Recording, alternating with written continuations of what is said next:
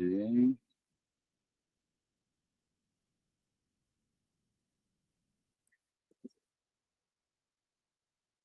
Ya, mudah-mudahan sudah terlihat dengan presentasi. Ya, kemudian saya menggunakan ini.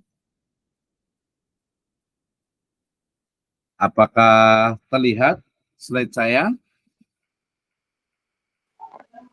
Enggak kelihatan. Sudah kelihatan ya? Belum terlihat. Iya. Belum terlihat, Pak. Belum ya? Belum Pak, Oke. loading. Atau masih loading? Ya, masih loading, Pak, sepertinya. Padahal saya sudah buat ini nih. Oh, oke. Saya ulang kembali. Sepertinya lebih bagus kalau enter screen Microsoft Edge Windows. Kalau saya udah pakai Windows ini harusnya dia terbuka ya. Bentar. Oke, ini saya matikan dulu saja. Kemudian ini saya buka. Agak unik sih memang kalau mamanya pakai Google Meet nih.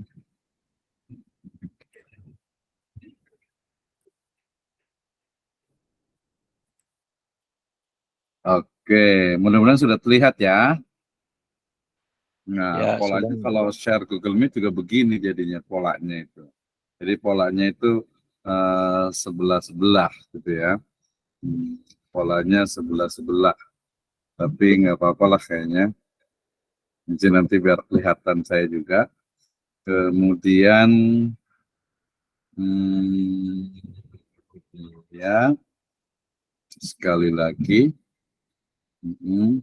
tekan di Windows-nya, kemudian di ini tab barunya. Oke, sekarang kelihatan? Sudah kelihatan belum? Sudah. Sudah, Dok. Sudah, Pak. Jelas banget. Sudah, Pak. Ya, jelas. Jelas banget ya. Jelas banget ini jadi kepencet jadi. Enso dulu, kemudian kepencet ini ya.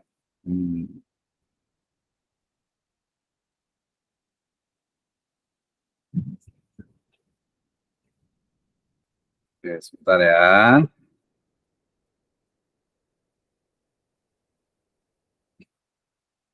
Ya, baik. Saya akan share kembali. Nah, seperti tadi, ini sepertinya saya tidak perlu di ini kayaknya deh, tidak perlu di seperti ini, masih nanti otomatis ya. Oke, di Windows-nya ini, ya terlihat jelas ya.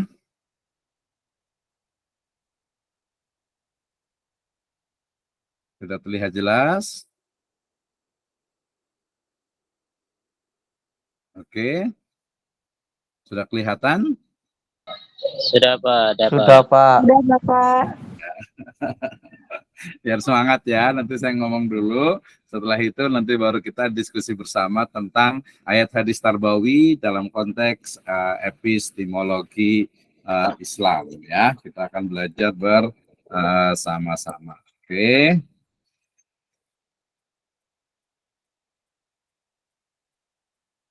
Baik, bismillahirrahmanirrahim. Assalamualaikum warahmatullahi wabarakatuh. Waalaikumsalam warahmatullahi wabarakatuh. Alhamdulillahirabbil alamin, wassalatu wassalamu ala asrafil anbiya'i wal mursalin, habibana wa nabiyyana wa sayyidana Muhammadin sallallahu alaihi wasallam wa ala alihi wa ashabihi wa man tabi'ahum bi ihsanin ila yaumiddin wa ba'd. Qala Allah Ta'ala fi kitabihil karim, a'udzu billahi minasyaitonir rajim. Bismillahirrahmanirrahim. Wallahu akhrajakum min butuni ummahatikum la ta'lamuna syai'a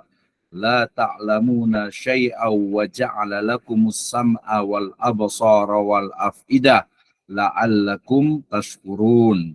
Wa qala Rasulullah sallallahu alaihi wasallam wa ba'dahu aw qablahu qala yani Allahu azza wa jalla wa wajadaka dhallan fahada.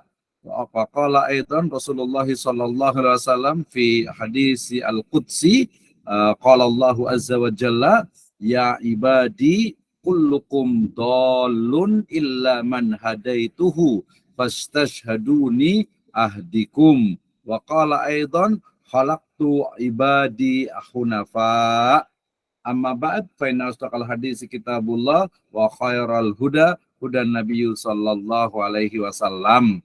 Alhamdulillah asyukrulillahi wahda alladzi an'ama alaina fi hadhihi khissa at-tayyibah nastati wa nastamir yakni dirasatana fil ayat wal hadis at-tarbawi wa la'allallahu sahalalana hadhihi ad-dirasah.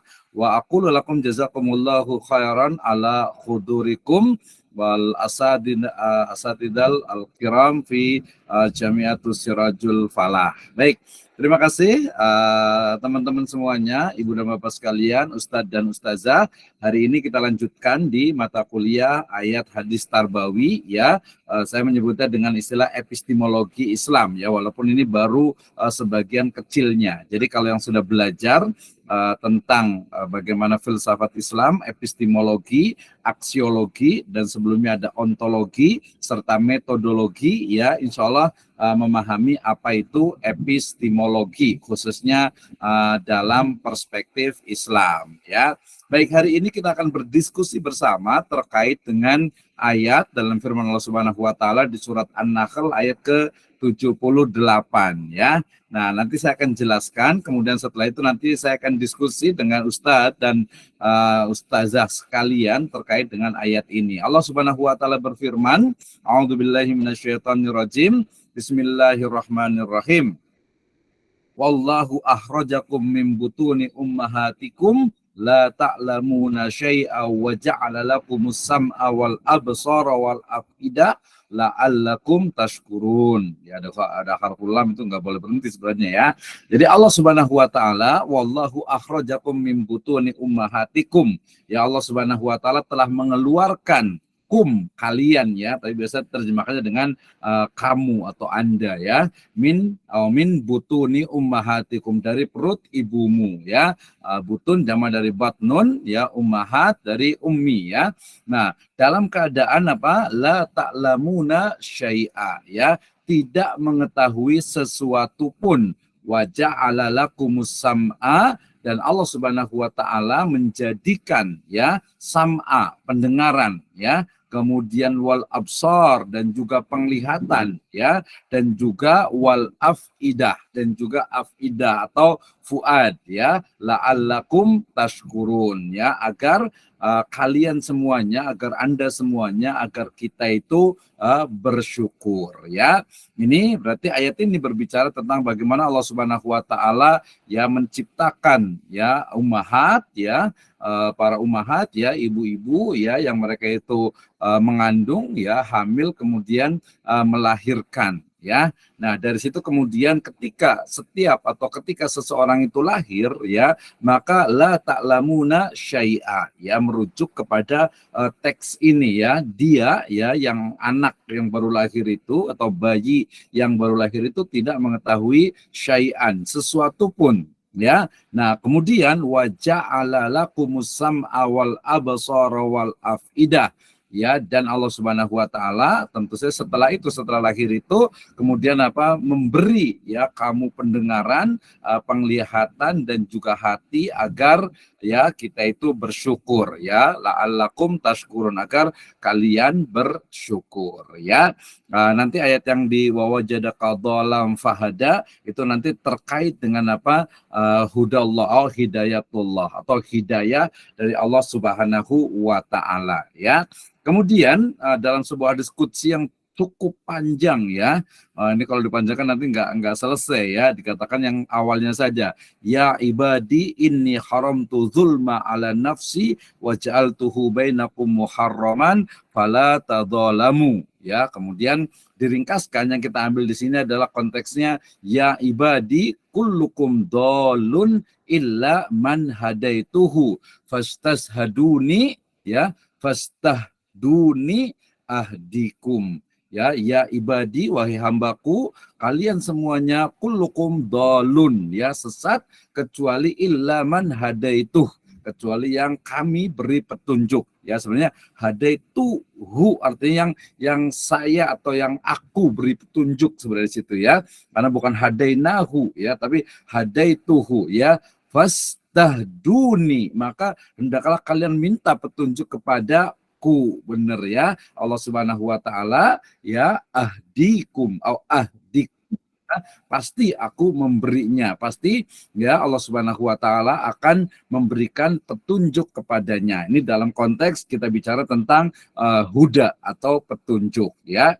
Nah, kemudian ya ini juga nanti terkait dengan juga hadis riwayat Muslim juga, tadi hadis qudsi yang pertama juga diriwayatkan oleh Imam Muslim, yang berikutnya yang hadis yang pesannya ya sedikit berbeda atau antitesis itu adalah dikatakan ya falaktu ibadi hunafa ya, Allah Subhanahu wa taala menciptakan hambanya ya, atau hamba-hambanya karena jamak di situ ibad ya, dalam keadaan berada di jalan yang lurus atau hunafa. Nah, berarti tadi dikatakan kalau di hadis sebelumnya kullukum dolun ya, setiap kalian itu sesat. Jadi awalnya itu sesat, kemudian illa man hadaituhu, kecuali yang diberikan petunjuk ya, kecuali dia yang diberikan petunjuk olehku, oleh Allah Subhanahu wa taala. Tapi di riwayat Muslim yang lainnya, khalaqtu ibadi ya, Allah Subhanahu wa taala menciptakan hamba-hambanya itu apa? Hunafa, dalam keadaan di jalan yang lurus, artinya sudah berada di jalan yang lurus. Nah, ini ya selaras dengan hadis yang riwayat Muslim, riwayat Bukhari ya. Ini saya yakin semuanya sudah paham semuanya terkait dengan ya Rasul sallallahu alaihi wasallam, beliau bersabda, kullu mauludin yuladu alal fitrah wa abuwahu yuhawidanihi au yunasiranihi au yumajisanihi. Setiap bayi ya yang lahir berada di atas fitrahnya, lalu ayahnya lah ya, sebenarnya dikatakan fa abuwahu ya, ayahnya lah yang menjadikan dia Yahudi, Nasrani atau Majusi ya, riwayat Bukhari. Jadi nanti ada berbicara tentang fitrah ya. Kenapa? Karena di ayat yang pertama itu di Al-Qur'annya itu bicara tentang akhrajakum min butuni ummahatikum la ta'lamuna syai'a. Jadi keywordnya itu adalah la ta'lamuna syai'a, tidak mengetahui sesuatu pun. Padahal tadi dikatakan khalaqtu ibadi hunafa ya, atau juga dikatakan bahwa kullu mauludin yuladu alal fitrah ya. Nah, alal fitrah di sini ya banyak sekali pendapat. Nah, nanti sebenarnya saya mau tanya satu-satu nih gitu ya.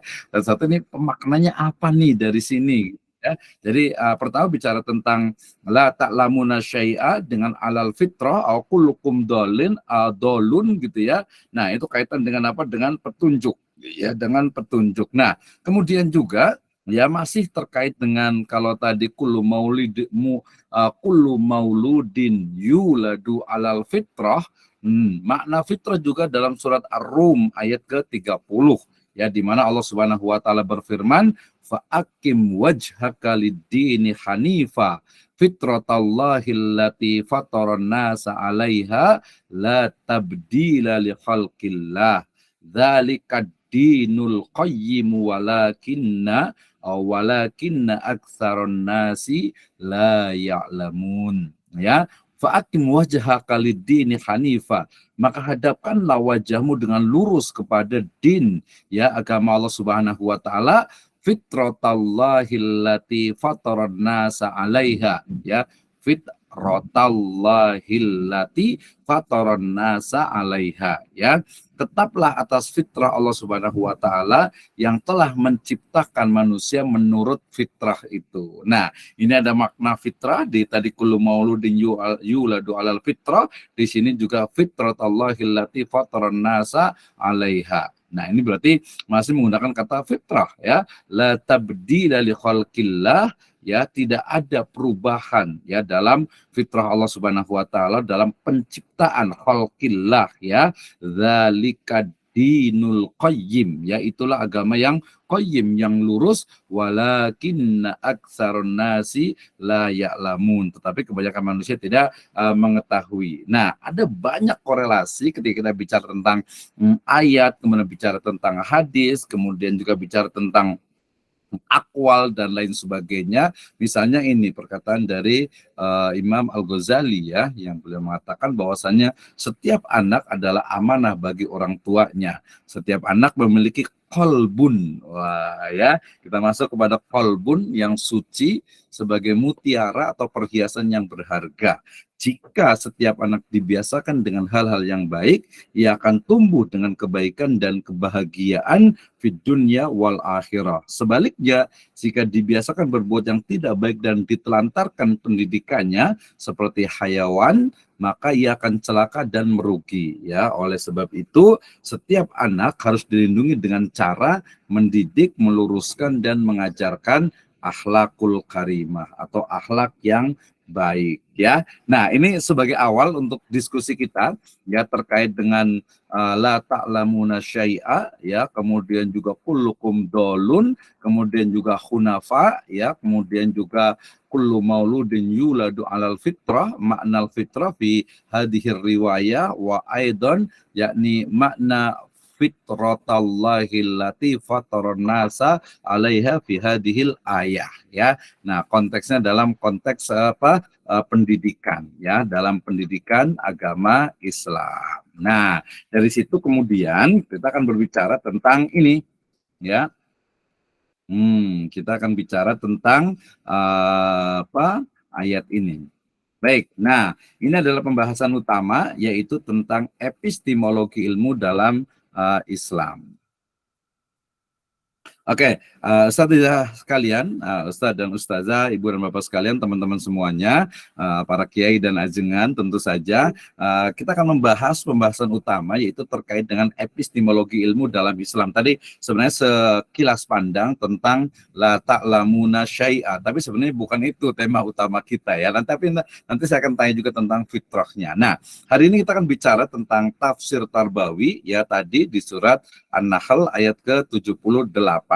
Ya, saya ulang lagi tapi di yang berikutnya, yaitu saya akan fokus kepada firman Allah Subhanahu wa taala, wa ja'ala lakumus sam'a wal absara wal afidah la'allakum tashkurun, ya. Dan dia, Allah Subhanahu wa taala, memberikan, ya, wa ja'ala lakum, kepada kalian, ya. Ini memberi kamu kalau terjemahannya, ya. Padahal kalau saya lebih senang ya wa ja'ala lakum, ya, kepada kalian, karena banyak, ya. Dia memberikan kalian, ya, sam'a, ya, atau sam'un, ya, as-sam'u, ya, pendengaran, kemudian wal absor atau al-basor, gitu, ya, wal afidah. Ya, nah ini menarik, ya, la'allakum tashkurun. Ingat, dalam sebuah tafsir biasanya satu kalimat itu akan sangat-sangat mempengaruhi, ya. Makanya tadi ketika terjemahannya dia memberi kamu pendengaran, wa ja'ala lakumus sam'a. Saya menerjemahkan dengan dan dia, Allah Subhanahu wa taala, telah menjadikan bagi kalian, ya, kata-katanya adalah kum, antum, kalian, as-sam'a, ya, pendengaran. As-sam'u, ya, berarti dia adalah satu. Kemudian wal absar, ya, dan juga dikatakan al-basar itu adalah singularnya atau mufradnya al-absar. Ini saya memahami sebagai sebuah jamak, wal afidah, dan juga fuad, ya, la'allakum tashkurun. Jadi kita akan membedah terkait dengan sam, kemudian al-basar, al-absar, di sini ayatnya, teksnya, kemudian afidah. Ujungnya nanti adalah la'allakum tashkurun dalam konteks epistemologi Islam. Baik, sebelum berbicara tentang itu, karena nanti dia masuknya ke dalam tafsir birra'yi atau tafsir ilmi, saya akan berbicara dulu atau saya akan membaca beberapa tafsir terkait dengan hadis atau terkait dengan ayat ini. Ya, baik. Ayat ini ya dalam ayat ke-78 ya, maaf ini harusnya 79 yang sebelumnya itu ya. Jadi korelasi ayatnya ketika saya berbicara tentang surat An-Nahl ayat ke-78 sejatinya tidak bisa lepas juga dari ayat sebelumnya dan juga ayat sesudahnya. Ini yang benar, yang di atas itu adalah ayat ke-77 ya. Jadi ketika kita membaca surat An-Nahl ayat ke-78 ya, mau tidak mau kita harus membaca dulu surat An-Nahl ayat ke-77-nya dan juga ke-79-nya ya. Dalam An-Nahl ayat 77 dikatakan Allah Subhanahu wa taala berfirman, a'udzubillahi minasyaitonirrajim, walillahi ghaibus samawati wal ard wa ma amrus saati illa kalamhil basari au huwa aqrab innallaha ala kulli syai'in qadir. Dan kepunyaan Allah lah segala apa yang tersembunyi di langit dan di bumi. Tidak ada kejadian kiamat itu melainkan seperti sekejap mata atau lebih cepat dari itu ya. Jadi kalamhil basar ya, bahkan wahyu akrab ya, lebih cepat lagi dari kedipan mata. Oh, berarti mungkin sudah kecepatannya itu cahaya ya.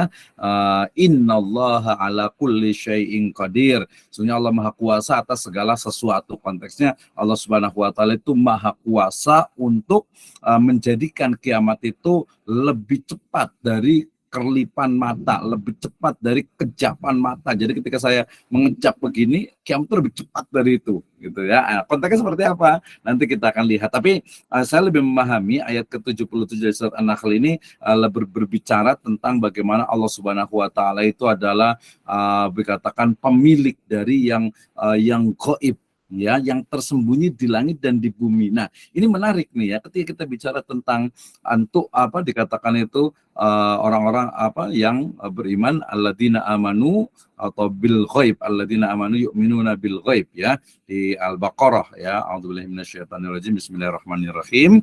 Alif lam mim, dzalikal kitabul la raiba fi hudal lil muttaqin alladzina yu'minuna bil ghaib. Ya, alladzina yu'minuna bil ghaib, the big question, pertanyaan besarnya adalah alladzina yu'minuna bil ghaib sama-sama menggunakan kata-kata ghaib. Tetapi ayat ini adalah walillahi ghaibus samawati wal ard. Jadi sesuatu yang tersembunyi di langit dan di bumi.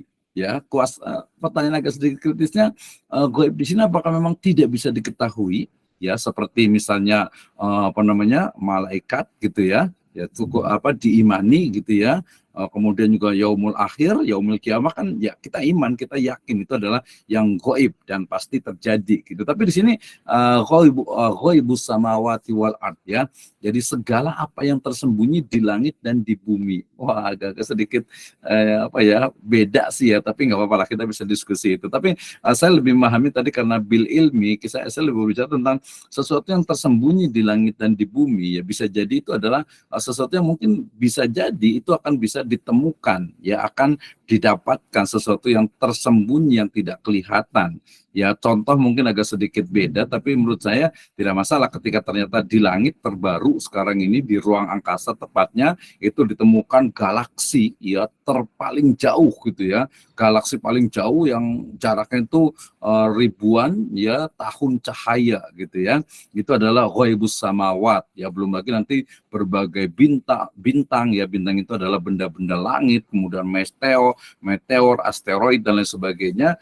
Itu bisa dipahami sebagai sesuatu yang tersembunyi di langit ya. Sesuatu yang tersembunyi di bumi, wah banyak sekali ya, banyak sekali terkait dengan misalnya jadi gini, saya memahami ghaib itu adalah sesuatu yang memang yang tidak kelihatan ya, tidak kelihatan dan bisa jadi itu akan kelihatan.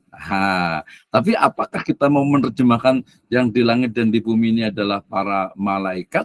Bisa saja ya, ghaibus samawati wal ard ya, hal-hal yang tersembunyi yang tidak kelihatan yang di langit dan juga di bumi ya, bisa juga. Tetapi saya memahami lebih luas lagi, ya mungkin wallahu alam, ya kalau salah, tapi saya memahami lebih luas dari itu, ya. Bahkan tadi bahwa ghaibus samawati wal ard ini sangat mungkin untuk kita pahami sebagai sesuatu ilmunya Allah Subhanahu wa taala. Jadi saya lebih melihat bahwa surat An-Nahl ayat ke-77 ini lebih berbicara tentang bagaimana karena saya akan bicara tentang epistemologi Islam, bagaimana sebenarnya ilmunya Allah Subhanahu wa taala, bahwa semuanya ilmu, kekuasaan, kepemilikan itu sejatinya adalah datang dari Allah Subhanahu wa taala. Sehingga tadi dikatakan juga merujuk kepada kullukum dolun illa man, atau setiap kalian itu adalah apa? Adalah sesat kecuali yang diberikan petunjuk oleh Allah Subhanahu wa taala, ya. Dikatakan di situ apa? Kullukum dolun illa man hadaituhu, ya, fastahduni ahdikum. Artinya bahwa ilmu semuanya jelas, ya. Kita juga sepakat bahwasanya ilmu itu adalah milik Allah Subhanahu wa taala, ya.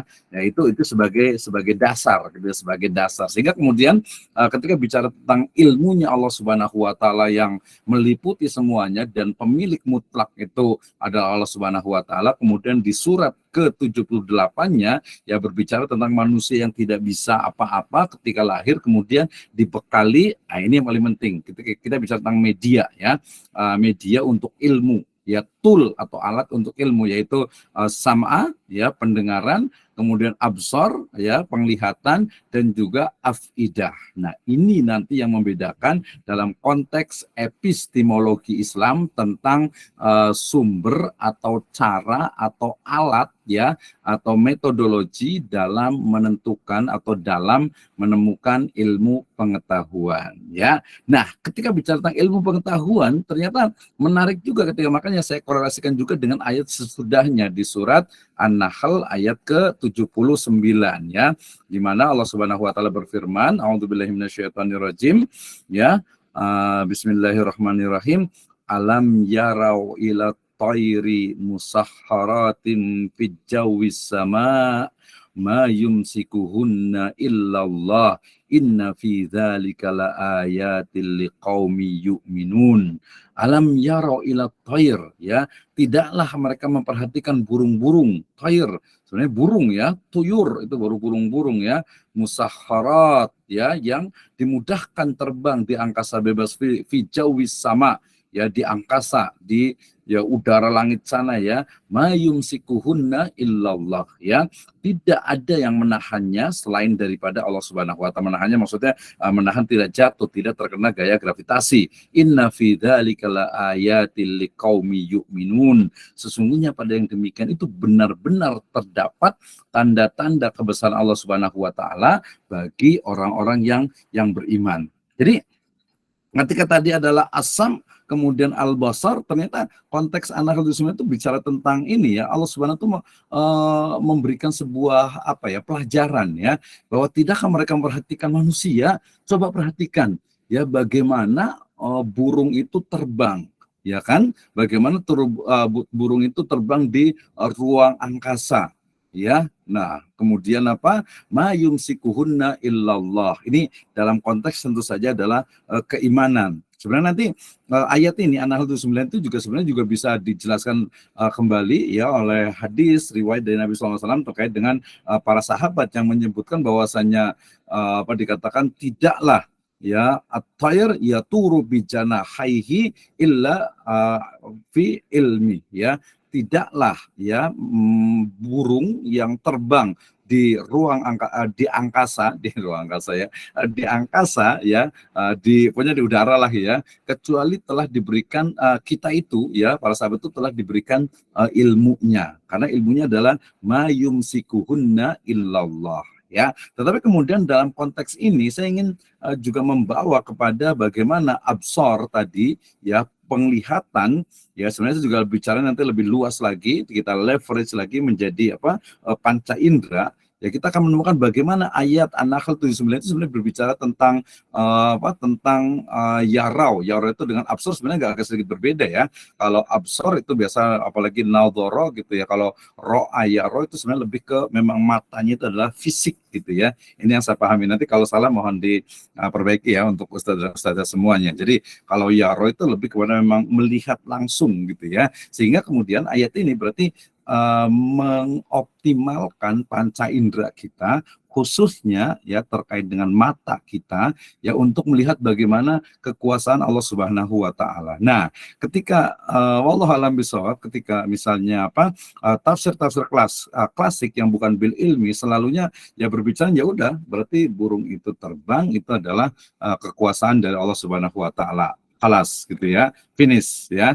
Nah, tetapi kemudian kalau dalam konteks ilmu seharusnya kita bisa pahami lebih luas lagi ya bahwasanya ketika Allah Subhanahu wa taala diperintahkan untuk ketika Allah Subhanahu wa taala memerintahkan ya manusia untuk melihat, untuk memerhatikan ya burung yang terbang di angkasa itu sejatinya harusnya memperhatikan ya bagaimana bukan hanya konteks kekuasaan Allah Subhanahu wa taala itu jelas itu pasti itu nomor satu, tapi kemudian kita bisa kembangkan lagi dalam konteks tentu saja dengan teknologi ya. Ada dua di sini. Pertama adalah optimalisasi panca indera sebagai tool, sebagai media sarana untuk mendapatkan ilmu pengetahuan ya. Kemudian nanti yang kedua itu adalah dalam konteks mungkin ya bisa jadi kita menyebutnya dengan teknologi apa ya, teknologi dirgantara atau apa gitu ya, teknologi terkait dengan dunia penerbangan termasuk mungkin aerospace ya, aerodinamika dan sebagainya gitu ya. Nah, ini menjadi hal yang menarik gitu ya. Nah, kemudian ya ini korelasi antara An-Nahl 77, 78 yang kita bahas dan juga 79. Jadi ayat 77 berbicara tentang keilmuan Allah Subhanahu wa taala, artinya ilmu yang sejatinya itu adalah milik Allah Subhanahu wa taala gitu ya. Walaupun di situ berbicara juga tentang ilmunya Allah Subhanahu wa taala itu mengetahui yang gaib. Gaib itu dalam artinya memang betul-betul gaib yang tidak bisa diterna oleh panca indera ya, itu hanya dengan iman gitu ya. Tetapi ada juga gaib yang sifatnya itu memang tidak kelihatan, makanya disebut dengan misalnya alam rahim ya. Alam rahim itu kan juga gaib, nggak kelihatan gitu ya, tidak kelihatan. Jadi sesuatu yang tidak kelihatan saya pahami memiliki dua makna ya. Makna pertama, gaib itu adalah memang tidak bisa sama sekali gitu ya, tetapi ada juga gaib yang mungkin ya bisa juga dieksplorasi oleh panca indera manusia ya. Misalnya jelas ya ketika seseorang itu mungkin melihat jin gitu ya, syaiton gitu ya, atau mungkin orang Indonesia menyebutnya hantu misalnya, itu kan memang kelihatan gitu ya. Nah, tapi sebenarnya dia kan nggak kelihatan ya, tidak kelihatan karena mereka mengetahui, mereka melihat kita, tapi kita tidak bisa melihat mereka. Itu gaib jelas. Tapi ada sesuatu yang gaib yang sifatnya itu tertutupi atau mungkin bukan disembunyikan, tapi memang dia itu tidak nampak dan akan nampak ketika dia itu mungkin menggunakan ilmu pengetahuan atau juga mungkin dengan cara-cara tertentu ya, yang tentu saja tadi yang rasional. Oke. Nah, kemudian ya sementara di An-Nahl 79-nya tadi kalau 78 itu berbicara tentang bekalnya ya. Sama kemudian absar, kemudian afidah. Kalau ngomongin tentang afidah, menurut saya ini menarik sekali nih ya, kita explore lagi, kita lihat nanti. Nah, An-Nahl itu sebenarnya itu lebih saya memahami sebagai optimalisasi ya, dalam hal ini adalah penglihatan, dalam konteks luas adalah panca indera untuk melihat bagaimana kuasa Allah Subhanahu wa taala dan juga tentu saja bagaimana teknologi itu bisa dikembangkan dari penglihatan itu sendiri. Jadi bukan hanya ngeliatin udah gitu ya, udah yakin udah gitu. Menurut saya tidak hanya seperti itu gitu ya. Oke. Nah, kemudian yang menarik juga kita sudah sering hafal nih ya, surat Al-Mulk ayat ke-23. Allah Subhanahu wa taala berfirman, a'udzubillahi minasyaitonirrajim. Bismillahirrahmanirrahim.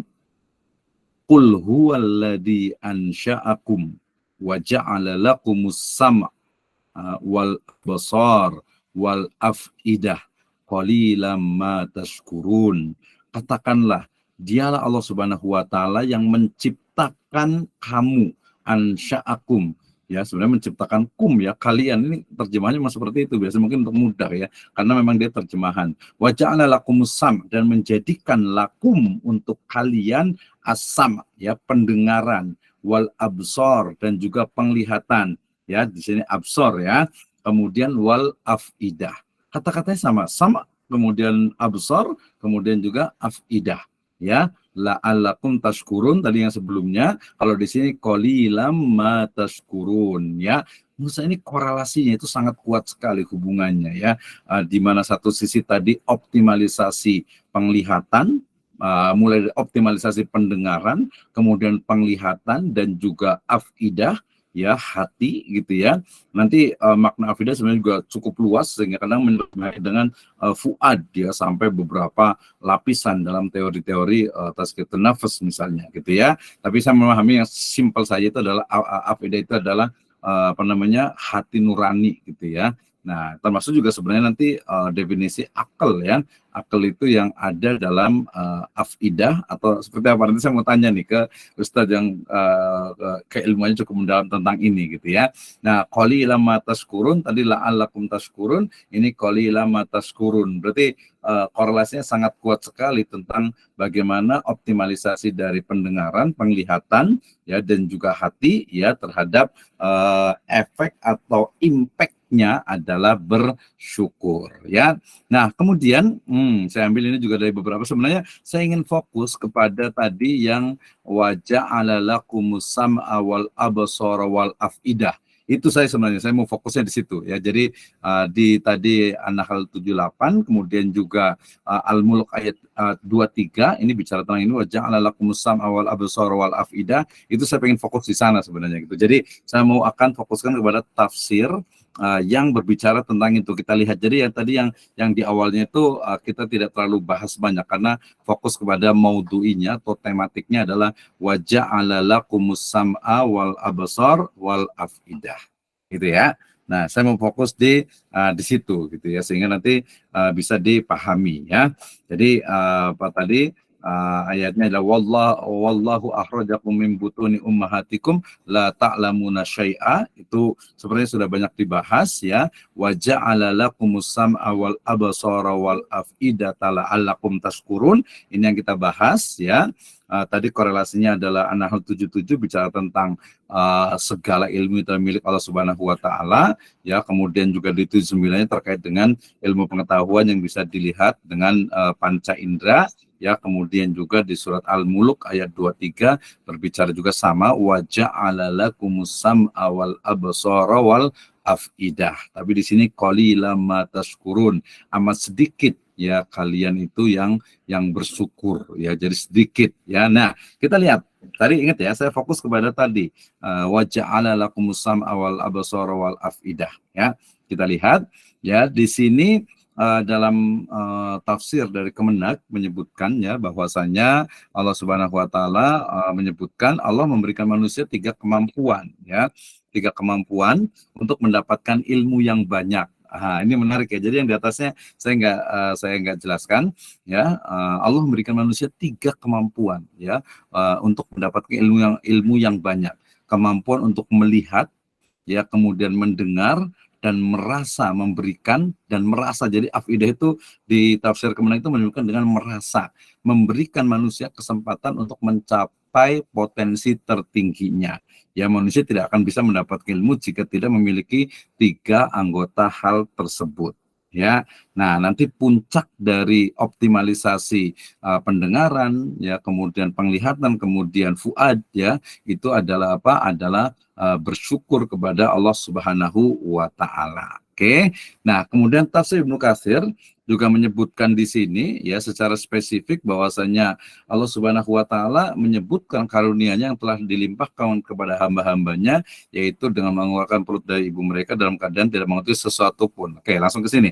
Sesudah itu Allah Subhanahu wa taala memberinya pendengaran ya hingga ia dapat mendengar suara, penglihatan hingga ia dapat melihat, dan hati yakni akal yang menurut pendapat pusatnya itu berada di hati. Jadi kalau mikir gitu ya, mikir itu bukan di sini tapi akal itu ya di sini, di hati gitu ya. Tapi itu sedikit kontroversial ya. Nah, menurut pendapat yang lain adalah otak, tidak ada yang memprosesnya di sini atau di sini, itu ada problem. Ada bukunya Pak Prof. Ahmad Tafsir berbicara tentang bagaimana Islamik itu memandang antara akal dan juga antara hati gitu, antara akal dengan hati itulah. Nanti itu sangat ini yang sebenarnya menjadi bahan utama pembahasan hari ini. Ya, kenapa? Dengan akal manusia itu dapat membedakan di antara segala sesuatu mana yang bermanfaat dan mana yang berbahaya. Jadi sebenarnya Ibnu Qasim cukup panjang berbicara tentang itu, nanti termasuk juga berbicara tentang orang-orang yang mampu mengoptimalkan ya penglihatan, pendengaran, dan terutama ya ketika muncul tadi afidah, sehingga ini banyak sekali afidah ini kemudian dieksplorasi bukan hanya teori tapi dalam bentuk implementasi gitu ya, praktek-praktek untuk mengoptimalkan afidah itu sendiri. Wah, ini kayaknya Ustadz Mahfud atau Ustadz Abdul Syukur gitu ya, Abdul Syakur ini boleh menjelaskan ini nih seperti apa nih. Nah, kemudian saya ngambil juga sedikit berbeda, yaitu Taisir Karimur Rahman fi Tafsir Kalamil Manan. Ya, kita juga fokus kepada di sini. Kemudian dia Allah Subhanahu wa taala ya waja'ala lakumus sam'a wal absara wal afidah, kita lihat terjemahnya, memberi kamu pendengaran, penglihatan, dan hati secara khusus ya. Allah Subhanahu wa taala menyebutkan tinggal kota tubuh ini karena nilai kemuliaan dan afdoliyahnya ya, keutamaan yang lebih, dan karena tiganya merupakan kunci pembuka ilmu.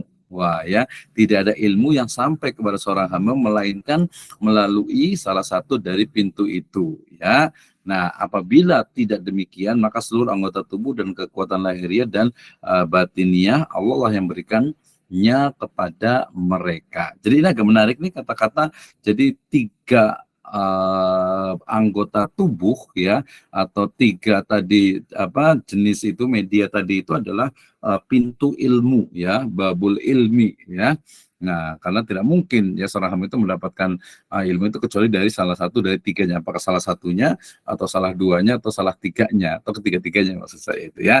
Oke, kemudian Zubdatul Tafsir juga min Fathil Qadir juga menyebutkan wajah alala kumusam awal abasara wal afidah, dia memberi kamu pendengaran, penglihatan, dan hati, yakni Allah Subhanahu wa taala menciptakan pada diri kalian hal-hal ini agar dengannya kalian dapat mendapatkan ilmu, la'allakum tashkurun, agar kamu bersyukur, yakni agar kalian menggunakan setiap anggota tubuh sesuai dengan tujuannya masing-masing ya. Nah, Al-Wajiz ya dari Profesor Wahbah Zuhaili ya, ketika beliau menyebutkan tentang tadi wajah alalakumus sam'a wal absara wal afidah, Allah Subhanahu wa taala di antara tanda-tanda kuasanya itu mengeluarkan kalian dari perut ibu-ibu kalian sebagai anak kecil, tidak mengetahui, tidak memiliki pengetahuan apapun. Sebenarnya la ta'lamuna syai'a ini juga sebenarnya kita bisa terjemah, kita bisa tafsirkan lagi atau kita bisa konfrontasikan dengan teori tentang tabula rasa ya. Jadi anak kecil itu seperti apa ya, kertas putih gitu ya, kertas putih. Bener nggak nih kertas putih? Jadi ya tadi nanti mungkin bisa lagi merujuk ke fa abwahu yuhawidanihi ayunasiranihi ayubajisanihi misalnya gitu ya. Ini bener nggak sih seperti itu gitu? Kalau tadi dikatakan ibadi itu apa, hunafa, yang hanif. Jadi dia sudah istilahnya itu sudah mengetahui Allah Subhanahu wa taala gitu ya. Nah, kalau ada eksperimen misalnya gitu ya, seseorang manusia yang lahir, setelah lahir kemudian diletakkan di sebuah pulau ya tanpa berkomunikasi dengan orang lain, kira-kira mampu nggak dia menyembah Allah Subhanahu wa taala, atau mungkin instingnya atau fitrahnya bisa nggak mengenal Allah Subhanahu wa taala. Oh, tapi ini agak-agak sedikit apa ya, sadis eksperimennya gitu ya, kayaknya agak sulit ya, secara etika penelitian tidak bagus ya, menelantarkan gitu ya. Baik, kita lanjutkan. Nah, tapi mungkin bisa dengan metode dengan cara yang lainnya. Artinya Wahbah Zuhaili menyebutkan tentang tadi media untuk belajar. Jadi lebih Wahbah Zuhaili itu lebih melihat kepada media ya, sarana ya. Nah, padahal kalau untuk to analyze ya, untuk menganalisisnya, dia sebenarnya bukan hanya media gitu ya, tetapi dia juga adalah tool ya, alat untuk menganalisis, untuk melahirkan atau untuk mendapatkan sebuah ilmu pengetahuan tentu saja ya. Nah, kemudian habis ya sampai di sini ya. Sampai ke Al-Wajiz. Kemudian ketika bicara tentang ini, tentang apa? Tentang epistemologi, berarti tadi kan sudah kita temukan nih bahwa yang namanya wajah alalakumus sam'a wal absara wal afidah, pendengaran, penglihatan, pendengaran dan hati, itu sebagian mengatakan media, sebagian mengatakan pintu ilmu. Nah, sementara sebagian lagi menyebutnya dengan istilah apa? Ya, alat gitu ya, alat untuk mendapatkan ilmu pengetahuan. Nah, sehingga kemudian ya. Dalam konteks ini adalah bahwa konteks epistemologi Islam, ya perlu kita pahami bahwa epistemologi Islam itu adalah, atau epistemologi itu adalah ilmu tentang ilmu atau teori tentang ilmu pengetahuan, di mana ilmu itu dari mana didapatkan, berarti kita bicara tentang sumber ilmu pengetahuan. Apakah perbedaannya antara yang ada di dalam Islam dan juga di luar Islam? Ya, misalnya kalau dalam penelitian kita mengenal adanya metode atau lebih tepatnya pendekatan kuantitatif, ya. Kuantitatif itu adalah pendekatan penelitian yang menggunakan statistik sebagai tool, sebagai alat untuk mengukur sebuah kebenaran perspektifnya. Nah, kita pahami bahwa pengguna statistik dengan pendekatan kuantitatifnya itu adalah muncul dari paradigma positivisme, ya, di mana positivisme itu adalah mengukur sebuah kebenaran yang secara rasional itu harus bisa dicerna oleh panca indera.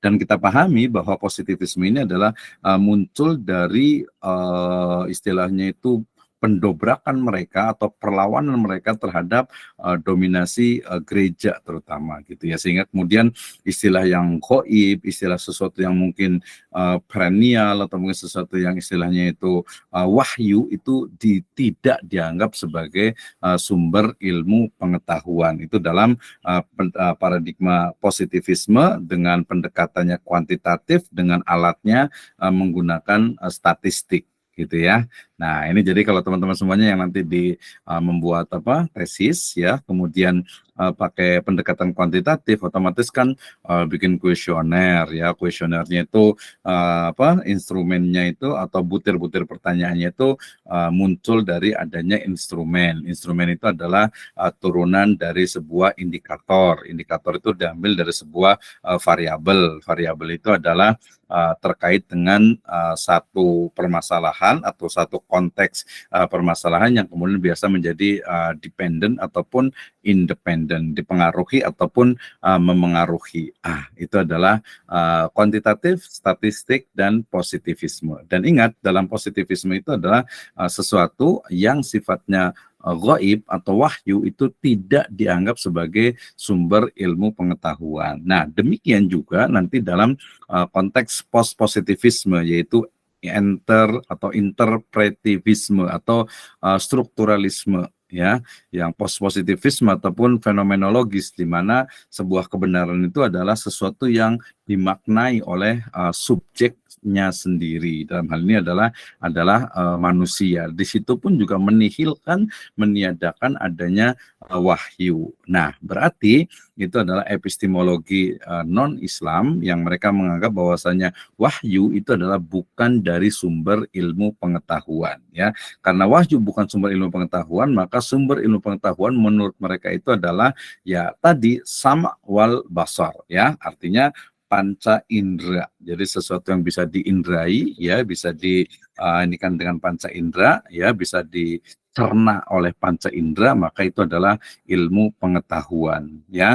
Kemudian kekuatan rasional di situ jelas juga menggunakan adanya tadi statistik, ya, statistik, dan juga nanti dengan misalnya fenomenologi, ya, dengan etnografinya, dengan grounded teori, kemudian dengan case study-nya, semuanya menihilkan adanya wahyu sebagai sumber pengetahuan dan juga standar pengetahuan, ya, sehingga kita mengenal dalam epistemologi Islam itu ada namanya beberapa manhaj, ya, atau metode cara, gitu ya. Di antaranya adalah bayani, kemudian juga eksperimen, tajribi, ya, kemudian juga bisa dengan irfani, gitu ya.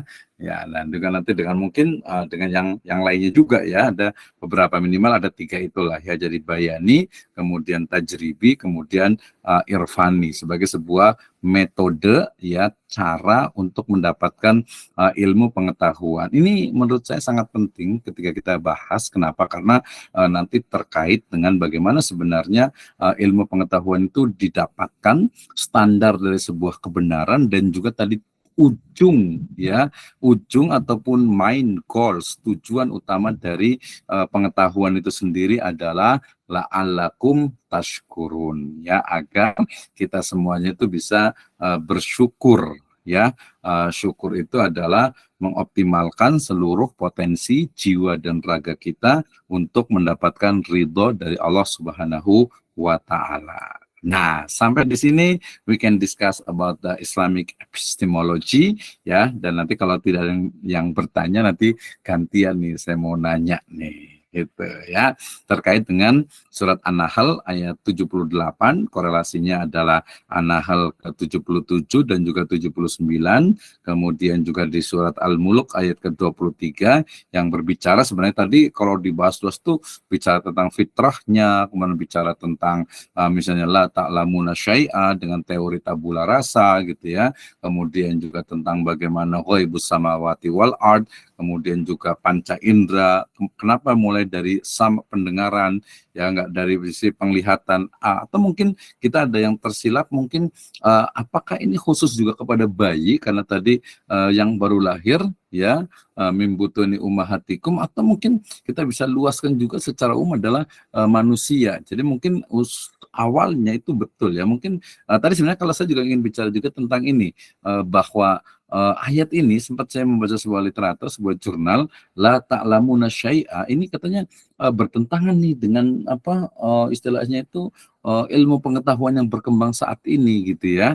Wah, di sini ada Ibu Siti Nur Asiyah ya yang bawa bayi juga nih ya. Nah, ada teori ilmu pengetahuan tentang janin misalnya gitu ya, bahwa bayi itu bahkan ketika sudah usia mungkin 5, 6, 7 sampai ke 8 ya pendengarannya sudah berfungsi gitu ya. Kemudian beberapa itu mengatakan juga kulitnya sudah berfungsi ya, hatinya hati ini dalam artian berarti jantungnya ya, jantung hatinya itu jelas ada gitu ya. Kemudian apa tadi ada juga istilahnya itu afidahnya atau otaknya gitu ya. Nah, jadi kalau merujuk ke tadi sama itu berarti urutan dari fungsi panca indera yang memang secara berurutan ada pada bayi gitu ya, ada pada manusia yang baru lahir gitu ya. Nah, tapi kemudian kalau tadi juga pengembangan dari ilmu pengetahuan menyebutkan bahwasanya bayi itu ketika usia 7 atau 8 tahun dia udah bisa mendengar gitu ya. Ngomongnya belum bisa kan di dalam gitu ya. Sudah bisa mendengar, kemudian juga mengetahui ini orang tuanya, ini ayahnya, ini ibunya gitu ya. Dan mungkin beberapa ilmu pengetahuan yang lainnya. Sehingga sama pendengaran, kemudian juga penglihatan, baru ke hati ya. Jadi konteks ini berarti ya udah kalau kita udah tahu pendengaran kita sudah jelas mendengar gitu ya, kemudian juga penglihatan tadi gitu ya jelas juga gitu ya, dan juga hati berarti afidah ini juga yang perlu dioptimalkan. Oke, itu dari saya 8.34, kita masih punya waktu sekitar 30 menit untuk berdiskusi ya. Kalau tidak ada yang bertanya, giliran saya yang bertanya. Silahkan, dari ada Ustadz Abdul Syakur, ada Ibu Atika, ada Pak Ustadz Dede Sulaiman ya, dan yang lainnya, Ustadz Asep juga, ya Ustadz Samsul Bahri, saya berikan kesempatannya. Ya, jadi ini adalah asatidzah Ustadz semuanya juga ya, kiai semuanya nih bisa berdiskusi. Nanti kalau tidak ada yang nanya, saya nanya gantian gitu ya. Oke, silakan saya berikan waktu untuk berdiskusi. Mungkin tadi ada beberapa kata-kata bacaan saya yang mungkin kurang tepat gitu ya. Boleh diluruskan. Silakan, mangga. Dari siapa dulu nih? Boleh raise hand atau langsung open mic-nya juga boleh gitu ya. Ya, terima kasih untuk Ustadz Kulubul Hayat. Nah, ya, tadi kita pengen tahu nih beda antara ke Ustadz mana ya? Ada yang mau nanya dulu? Atau saya mau tanya ke Ustadz Kulub masih ada nih? Oh, masih ada ya. Bisa ini kameranya karena namanya kan, tapi karena orang Indonesia ya jadi pakainya K ya gitu ya, pakai kaf gitu ya. Kolbun ya. Kulubul Hayat berarti apa ya? Hati-hati, enggak lah hati ya, hati kehidupan atau apa maksudnya. Oke, Ustaz Kulubul Hayat boleh open mic-nya? Iya, atau mungkin yang lainnya? Atau mungkin apa agak sedikit ini. Oh, Ustadz Arif ya. Oke, silakan Ustadz Arif Awaludin. Nanti ada Ustadz Dede juga. Biasa memang satu-satu ya. Atau mungkin saya nggak sabaran kali ya. Oke, kita mulai dari Ustadz Arif Awaludin. Mungkin nanti diskusi bertanya nanti baru ke ini, nanti baru ke Ustadz Iqbal Nur Jamil. Silakan. Baik, Assalamualaikum warahmatullahi wabarakatuh. Waalaikumsalam warahmatullahi wabarakatuh. Selamat malam Pak Dokter. Ampura. Siap. Baik, Mangga. sebelumnya tadi sempat lihat hadis juga yang dari slide itu. Ini berdasarkan pengalaman yang ada ketika saya SMA, itu lingkungan saya itu Muslim semua. Bahkan kami ada berada di koridor organisasi Rohis, namanya Rohani Islam. Betul. Nah, terus ketika kita udah pokoknya orang itu alim lah, pokoknya sa'i bisa. Ketika udah beres dari SMA, kita menuju kampus masing-masing dan sempat kaget ketika udah menjelang kelulusan dia berpindah agama gitu. Berpindah agama dari yang awalnya kita bersama-sama, terus akhirnya dia berbeda keyakinan dengan kita. Itu kan ada satu orang ya. Itu konteksnya yang menentukan itu kan ibu dan bapak ketika mereka masuk agama dan sebagainya. Tapi konteks di sini sudah jauh daripada ibu dan ayahnya. Mungkin apakah lingkungan juga berpengaruh terhadap saya pernah dengar katanya ruh itu ya tergantung lingkungan juga gitu. Ya mohon penjelasannya dari yang lain mungkin atau dari Pak Kiai Ampura. Mangga atau nuhun Ustaz Arif ya. Oke, ada yang mau jawab dulu siapa ya? Kita satu-satu dulu nih aja, nanti tenang saja waktu kita masih cukup panjang. Mungkin tadi saya mau lempar dulu ya sebelum saya jawab nih. Ada yang bisa dijawab mungkin Ustaz Abdul Syakur. Jadi pertanyaannya itu adalah kenapa orang yang sudah dewasa, khususnya sudah SMA ya, lulus SMA, aliyah gitu ya, kuliah gitu ya, kok dia bisa pindah agama? Ini kan bukan salah orang tuanya gitu kan ya. Nah, kemudian juga ada beberapa juga yang istilahnya itu mereka di pesantren lagi kadang ada beberapa gitu ya. Nah, seperti apa nih sebenarnya nih? Tadi disebutkan juga dengan innal arwaha junudum mujannadah gitu ya. Sesungguhnya ruh-ruh itu dia adalah berbaris atau saling berteman gitu ya. Maka suatu saat mungkin dia bisa bertemu, berarti temannya mereka juga gitu ya. Oke, silakan. Ada yang mau berkomentar nih, ada yang bertanya. Tadi saat Reza Fani Palevi mungkin ada mau berkomentar ya sebelum nanti pertanyaannya yang lainnya dulu. Silakan, mangga. Tepat dulu. Sebenarnya mau nanya sih Pak. Ya udah sebelum nanya jawab dulu. Kira-kira kayak gimana nih? Waduh. Jadi pertanyaan itu gampang. Kenapa sih orang itu bisa murtad gitu ya, bisa keluar dari agama Islam? Dia udah dewasa kan nggak salah orang tuanya gitu kan ya. Ya Silakan. betul. Sebenarnya kalau ngomongin keyakinan itu agak sensitif ya Pak ya, mohon maaf sebelumnya. Iya nggak apa-apa. Karena memang sebenarnya kalau kita sudah beranjak dewasa itu kadang ada ya orang yang berpikir itu yang rasional, secara bisa dibilang yang realistis. Jadi yang memang bisa dilihat dan bisa dirasakan. Karena memang kalau keyakinan ini kan berhubungan dengan dua struktur dalam diri kita. Pertama hati dan kedua pikiran. Kalau kita ngomongin hati, itu yang dirasakan. Tapi kalau kita ngomongin pikiran, itu yang kita pikirkan dan secara realistis dan nyata. Kurang lebih yang saya tahu seperti itu sih kalau ngomongin tentang keyakinan, karena saya juga punya teman-teman yang berbeda agama dan saya berteman sama mereka gitu loh. Dan mereka ketika saya tanya tentang keyakinan mereka bilangnya ya kurang lebih seperti itu. Mereka hanya bilang cuma dua elemen, yaitu pikiran dan perasaan. Kalau kita ngomongin keyakinan, kurang lebih dua hal itu yang akan mereka pegang. Kurang lebih seperti itu sih Pak. Mohon maaf jika memang salah. Terima kasih. Oke, ya. Kalau pertanyaannya apa nih Pak Reza? Mau nanya apa? Baru juga sekalian. Saya mau tanya gini sih Pak. Sebenarnya kalau kita ngomongin keyakinan, kalau berhubungan sama hati, apakah yang lebih kuat itu hati atau pemikiran? Apakah dua-duanya saling sinkron? Apa memang dua hal ini memang saling berhubungan? Kurang lebih seperti itu sih Pak. Terima kasih. Oke, terima kasih ya. Sebenarnya memang kenapa topik ini istilah itu saya angkat karena saya merasa bahwa kelas ini adalah kelas-kelas ustadz dan ustadzah semuanya gitu ya yang sudah pakar lah ya, pakar di bidangnya gitu, sehingga saya pikir semuanya bisa istilahnya itu mencernanya gitu ya, sehingga mudah-mudahan tidak ini. Soalnya ada waktu saya kuliah di Bandung, itu ada satu teman itu kiai-kiai semua juga, mereka itu kuliah di namanya prodinya itu program doktor ya, prodi religion studies gitu ya. Karena mereka kiai dari Cianjur, dari Subang, dari Garut, dari Tasik gitu ya. Nah, ketika mereka selesai ada satu dosennya itu orang non Muslim juga ya, orang Katolik gitu. Maka kemudian teori-teori yang dibahas juga sangat kontroversial, sehingga kemudian mereka itu ketika udah selesai bilang gitu, aduh sekarang kita harus syahadat lagi nih, kayaknya tadi udah murtad kayaknya nih gitu ya. Itu serius terjadi di Bandung dan di beberapa apa namanya perguruan tinggi, terutama terkait dengan religion studies atau perbandingan agama gitu ya. Oke.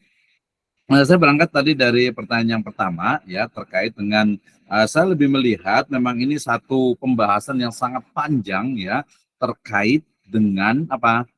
Terkait dengan keimanan ya, kemudian juga ilmu pengetahuan, dan juga apalagi berbicara tentang rasional dan juga hati, karena standarnya itu memang masing-masing berbeda. Makanya tadi saya menyebutkan dengan istilah bahwa paradigma yang digunakan itu dia berbeda. Ya bahkan ya kalau secara keyakinan itu kan syaitan itu pasti akan menggoda manusia ya, dan godaan yang paling utama adalah keraguan-raguan ya terhadap agamanya. Nah, ini menjadi hal yang penting terus saja. Ini kan saya berbicara di depan kiai ini ya. Tapi mungkin ada beberapa kiai juga yang memang cukup rasional gitu ya. Oke, jadi ketika bicara tentang kenapa seseorang itu dia murtad atau keluar dari Islam, ya padahal dia itu sudah dewasa ya. Pertama adalah terkait juga dengan jadi jawabannya dua sebenarnya. Pertama jawaban secara keimanan, secara spiritual, secara akidah Islam. Ya tadi bahwasanya Allah Subhanahu wa taala may yahdillahu fala mudhillalah wa may yudlil fala hadiyalah ya. Allah Subhanahu wa taala itu akan memberikan petunjuk ya kepada orang yang yang Allah Subhanahu berikan petunjuk, dan siapa saja yang sudah diberikan petunjuk oleh Allah Subhanahu wa taala maka dia tidak akan tersesat. Sementara yang disesatkan Allah Subhanahu wa taala dia akan tidak akan mendapatkan petunjuk. Berarti berbicara tentang bagaimana hidayah ya, terutama adalah hidayah itu taufik itu adalah milik dari Allah Subhanahu wa taala ya.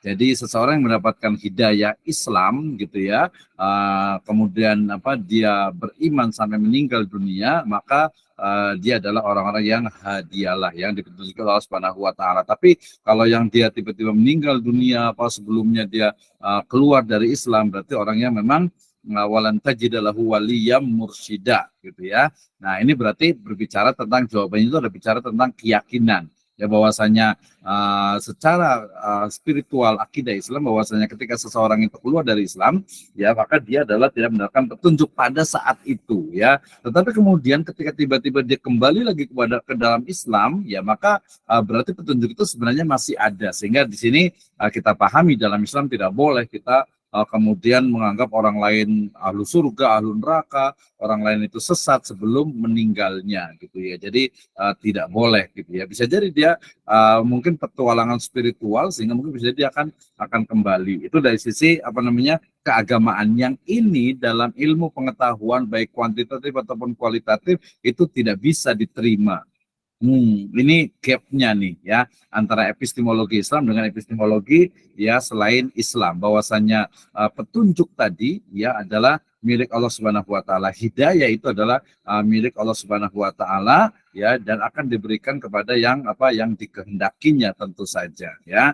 Itu yang pertama, dan berarti ketika dia sudah dewasa berarti orang tuanya sudah tidak bertanggung jawab lagi, dalam artian itu bertanggung jawab secara mutlak, tapi bertanggung jawab untuk menasehati, memperingatkan dan sebagainya itu tetap ada gitu ya, itu tetap ada. Nah, kemudian yang kedua biasanya pendekatan kualitatif ataupun interpretivism ya, atau strukturalisme bisa juga di mana memang ya masih terkait juga dengan keagamaan, bahwasanya kolbun itu adalah sesuatu yang berbolak-balik, sehingga kita diperintahkan untuk berdoa ya muqallibal qulub sabbit qalbi ala dinik Nah, ini menjadi hal yang menarik karena kolbun itu, hati itu, dia terkait juga dengan perasaan, dia terkait juga dengan tadi rasa, ya, tapi juga tidak lepas juga dari rasio, dari rasional, dari pemikiran, dari cara berpikir, gitu ya. Sehingga kemudian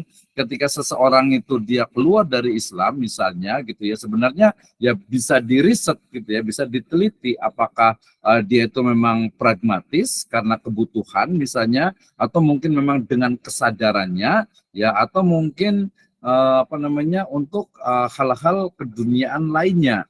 Nah, ini kita bisa lihat sebenarnya itu ya.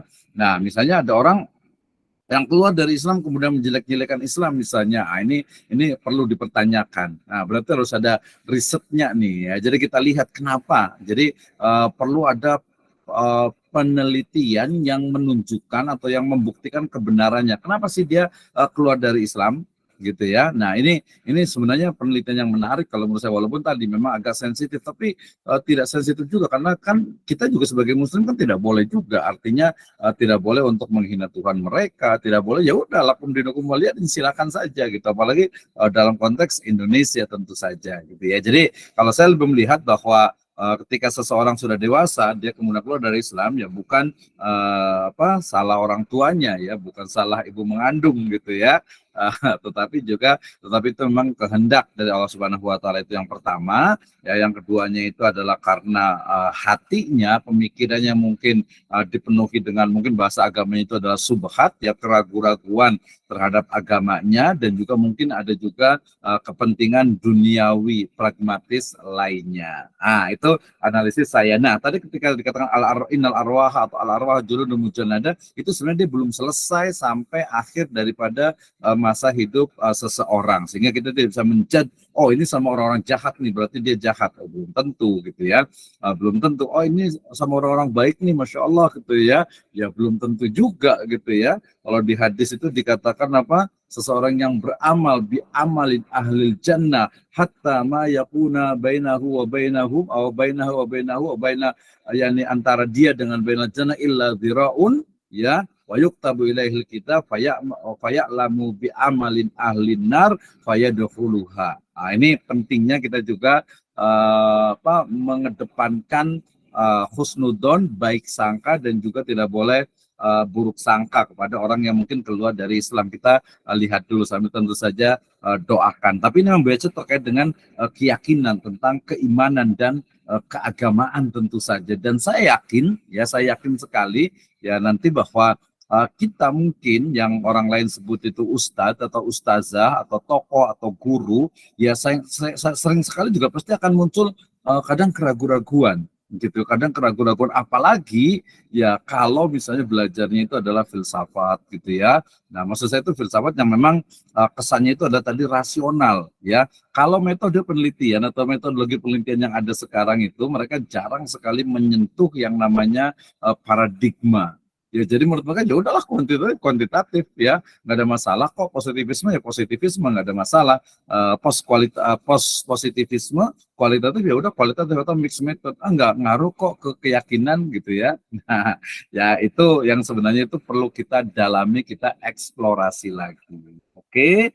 Nah, kemudian tadi ke Ustaz Reza terkait dengan antara hati dengan akal, dan itu memang menjadi kajian utama dalam epistemologi Islam atau filsafat ilmu dalam Islam, ya, di mana ini yang benar, apakah kebenaran itu memang semuanya itu adalah makul, rasional, ya, terus hati itu di mana sebenarnya? Wah, harusnya kita tanya ke Ustadz Abdus Syakur nih tentang antara rasio dengan hati atau antara akal dengan hati itu seperti apa kita bisa membedakannya, gitu ya. Tapi kalau saya lebih melihat bahwasanya keterkaitannya itu sangat kuat ya, ketika hati ya itu terkait dengan bagaimana afidah tadi, fuad itu dalam konteks Islam itu memang dia adalah semacam apa ya, mungkin semacam ruang ya untuk di sana itu adanya kehadiran dari Allah Subhanahu wa taala. Sementara akal atau rasio itu lebih memproses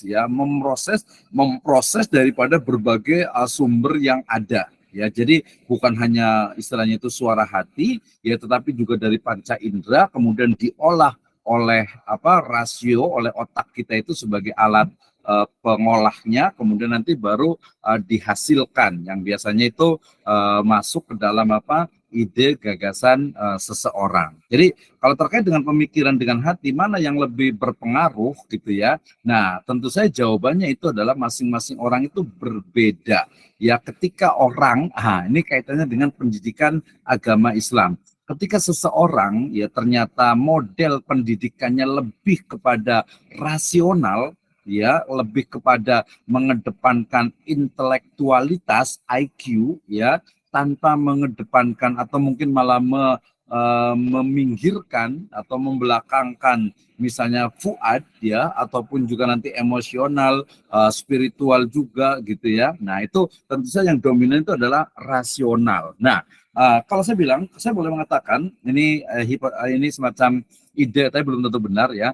Islam yang berkembang di wilayah barat misalnya di London, di USA, di Europe gitu ya, itu adalah Islam rasional ya, yang mungkin fuadnya atau hatinya itu belum begitu banyak. Ini pandangan saya, bisa jadi salah gitu ya, tapi itu pandangan saya gitu ya. Nah, sementara makanya kita akan menemukan bagaimana barat dengan rasionalnya, dengan akalnya, kemudian timur itu dengan hatinya. So we are waiting when the east meet west gitu ya. Nah, gimana nih pertemuan antara timur dengan barat, antara hati nurani, afidah, fuad dengan rasional dengan akal ya. Nah, di sini sebenarnya ini bisa disebutkan itu kontroversinya itu sebenarnya sangat banyak sekali kalau mau kita kaji lebih mendalam. And all of you are the master, ya, harus sampai ke level sana. Jadi bukan hanya mendengarkan, tapi kita bisa lebih kritis lagi terkait dengan teori-teori tentang ilmu pengetahuan, termasuk aina makan, ya, di mana tempat ataupun ruang bagi Islamic science, ya, Islam atau ilmu-ilmu keislaman. Banyak sekali kritik terhadap Islam, makanya di barat sana itu muncul istilahnya itu the God was dead gitu ya. Kemudian juga mungkin agama itu adalah candu masyarakat gitu dan lain sebagainya, itu karena muncul dari tadi ya, ilmu pengetahuan atau ilmu yang bersumber dari wahyu, dalam hal itu pada waktu itu adalah Alkitab, yang kemudian didominasi oleh gereja, ya, namanya adalah corongnya itu adalah gereja. Nah, positivisme itu mendobrak dari dominasi gereja, termasuk juga sebenarnya juga kualitatif atau post-positivisme. Nah, kemudian ketika Islam muncul dalam konteks yang tadi, ya, maka kemudian berubahlah kajian-kajian Islam itu nanti lebih mengarah ke rasional, ya, termasuk juga sekarang ini. Nah, sementara di sisi lain juga upaya untuk membangkitkan atau menghidupkan hati, ya, teman-teman mungkin yang di kajian misalnya di tasawuf misalnya gitu ya, kita akan menemukan berbagai bentuk riyadhah, berbagai bentuk, ya, kalau orang latihan, ya, saya pernah 3 bulan di Abah Hanom, ya, di Suryalaya gitu, mengkaji, meneliti kebetulan terkait dengan apa sih sebenarnya riyadhah, seperti apa sih yang kemudian ini seperti ini, Qadiriyah, Naqsabandiyah, saya juga pernah meneliti tentang Syatiriyah gitu ya. Nah, ternyata ini sebuah yang memang saya juga dapat dari salah satu mursyid di sana gitu, makanya ya ini sebenarnya ya latihan gitu ya, latihan untuk mencapai kepada bagaimana hati itu bisa hidup, bagaimana ya membersihkan dari ya diri kita, dalam hal ini berarti fuad kita, hati kita gitu ya. Nah, tapi di sisi lain juga itu harusnya ketika bersih itu kemudian dia bisa mengembangkan dari ilmu pengetahuan. Nah, kita berarti terjebak kepada dua fenomena itu. Wah, kayaknya Ustaz Dede mau komentar nih kayaknya nih gitu. Silakan Ustaz Dede, kayaknya gak sabar nih. Ya, silakan mau berkomentar atau enggak nih? Assalamualaikum warahmatullahi wabarakatuh. Waalaikumsalam warahmatullahi wabarakatuh. Silakan Ustaz. Ya, maaf Pak Dokter ya, ikut komentar sedikit terkait banyak masalah juga boleh. terkait masalah tadi tuh apa namanya, yang awalnya Islam tapi pada akhirnya dia keluar dari Islam, kaitan dengan orang tua. Yang pertama tentunya kalau orang tua sih sebetulnya sudah terbebas setelah dia melakukan kewajibannya sampai Ya, usia betul. anak itu balik ya. Kalaupun Betul. tadi kullu mauludin yuladu ala fitrah fa abawahu ayyuhawidanihi aw yunasirunihi dan selanjutnya, memang kewajiban orang tua itu mendidik dari awal, dari pranatal sampai dia lahir, sampai dia usia balik. Setelah balik berarti kewajiban orang tua itu selesai. Jadi tidak ada tuntutan ke depannya, nanti bahkan di akhirat tidak tuntutan selama orang tuanya itu memberikan kewajiban terhadap anaknya. Ya, betul, Jadi, setuju. insya Terus. Allah itu orang tua terbebas. Setelah balik berarti hak dan tanggung jawab diserahkan kepada anak yang sudah balik. Nah, terkait masalah hidayah tadi, kenapa dia sampai keluar dari agama semula sampai memeluk agama lain? Kembali kepada hadis yang tadi Pak Dokter sampaikan, di dalam hadis yang misal kepada Abi Jar itu, hadis qudsi, ya ibadi kullukum dolun illa man hadaituhu fastahduni ahdikum, kan gitu ya kalimatnya ya. Betul, luar biasa. Kalau nggak salah kayak gitu. Nah itulah sesuatu yang goib itu yang kaitannya dengan ayat walillahi ghaibus samawati wal ard nanti Pak. Nah, itu kan hidayah itu sesuatu hak prerogatif Allah Subhanahu wa taala yang jangankan kita, pantar nabi pun tidak bisa memberikan hidayah. Innaka la tahdi liman ahbabta walakinna Allah yahdi man yasha. Makanya orang yang akhirnya misalkan dapatkan dia keluar dari agama awalnya menuju agama yang lain, berarti itu sesuatu yang memang sudah ditakdirkan oleh Allah Subhanahu wa taala. Seperti itu, karena hidayah itu bisa diberikan dan juga bisa dicabut oleh Allah Subhanahu wa taala karena memang hak prerogatif Allah. Makanya kita kan bahasa dalam Mafatihul Ghaib itu wa ma tadri nafsun madza taksibu goda ya, Pak Dok ya. Iya. Iya, betul. Sananya itu kan Mafatihul Ghaib, sesuatu yang gaib. Bahkan di sini kata tadi Pak Dokter lebih sering mengucapkan kalimat gaib-gaib yang itu, yang di langit dan di bumi, ya emang itu bagian daripada itu. Bahkan kalau bahasa di dalam Al-Quran di dalam surat Al-Baqarah yang alladzina yu'minuna bil ghaib, pembahasannya jauh, bima goba anhum minal ba'si wal jannah wan nar dan lain sebagainya. Itu sesuatu yang jauh dah Pak ya. Makanya betul. Kenapa kita diminta untuk terus memohon hidayah dalam kalimat tadi kullukum dolun illa man hadaituhu, berarti kan itu kecuali orang yang aku berikan petunjuk, memberikan hidayah. Hidayah itu kan ad-dilalatu ila ma yutlibu alal matlub. Jadinya diperintahkan di situ pas tahduni, maka mintalah hidayah kepadaku, kayak gitu. Jadi jangan sampai pun kita, kalaupun kita sekarang disebut dokter, disebut ustadz, disebut kiai, enggak ada jaminan akhir kita akan tetap dalam keadaan ibadah. Masya Allah, luar biasa. Dan yang terakhir Pak Dokter terkait masalah ini yang la ta'lamuna say'a wa ja'alakum sam'a wal absar wal afidah itu, kenapa rangkaiannya disebut isma dulu ya? Iya, pendengaran.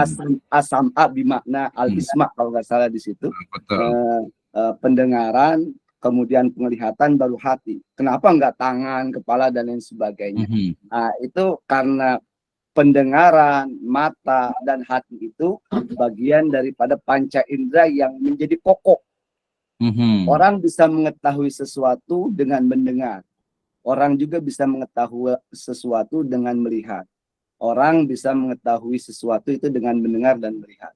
Bahkan ketika orang diciptakan oleh Allah Subhanahu wa taala tidak bisa mendengar, tidak bisa melihat, dia terbebas dari masalah ketaklid dengan hukum agama.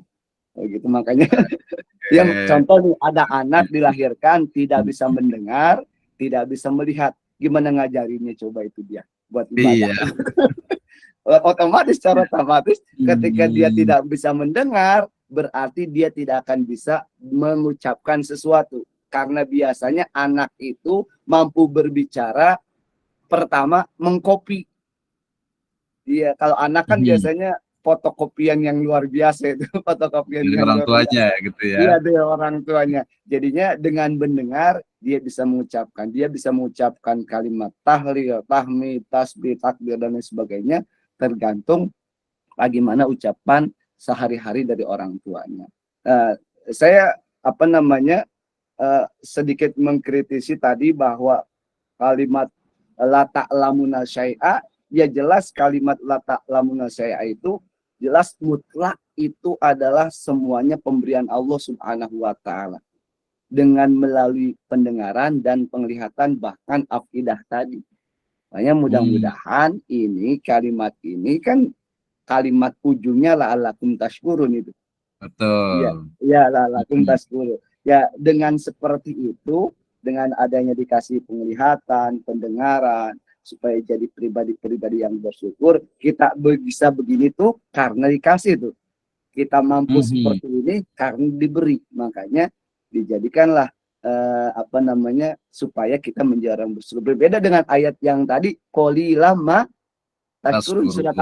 Surat apa tuh Pak Dokter, saya lupa. Al-Muluk ayat 23. Al-Muluk ya. Ya padahal kan bahasanya sama itu ya. Bahasanya Tabarok, sama. betul. Iya, tapi sedikit orang yang mungkin kalau kita tarik benang merahnya, mungkin tadi orang yang keluar dari agama Islam itu bagian dari qalilum ma tashkurun. Mungkin seperti itu. Itu tafsir bil ilmi ya, tafsir bil ilminya. Ya, itu sambil lihat Pak Dokter, sambil lihat.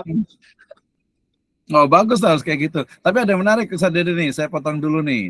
Ya. Sebenarnya ada dua masalah nih ya, ada dua masalah. Nanti teman-teman boleh jawab semuanya juga. Tadi yang saya sebut dengan rasionalisasi takdir gitu ya. Jadi kasus dari orang yang keluar dari Islam ini sebenarnya jadi mungkin nggak rasionalisasi takdir, artinya takdir orang itu keluar dari Islam itu benar nggak sih? Atau mungkin memang bisa dirasionalkan, itu yang pertama. Tapi tadi saya nanya ke Ustaz Dede sebenarnya terkait dengan ini, dengan afidah gitu ya. Jadi apakah seorang bayi itu dia bisa mengoptimalkan atau menggunakan afidahnya? Jadi kapan sebenarnya penggunaan afidah itu? Kemudian afidah itu sebenarnya dipahami seperti apa sih? Kayaknya pertanyaan terakhir dari Ustaz Dede. Jadi yang di kitab itu, afidah itu apa sih sebenarnya? Dalam konteks apakah bayi itu udah bisa afidah atau mungkin ya nanti kalau sudah dewasa ya? Silakan, afidah itu apa sih? Afidah itu Pak, rasa itu artinya bayi pun diberikan hidayah oleh Allah Subhanahu wa taala. Nah, sekarang bayi itu, si ibu bisa tahu si bayinya lapar dengan cara apa? Dengan cara si bayi apa? Menangis. Nah, terus si ibu tahu bayinya itu pipis dengan cara apa? Menangis juga. Nah, itu bagian daripada hidayah yang diberikan oleh Allah kepada si bayi melalui afidah tadi. Si bayi belum bisa berbicara.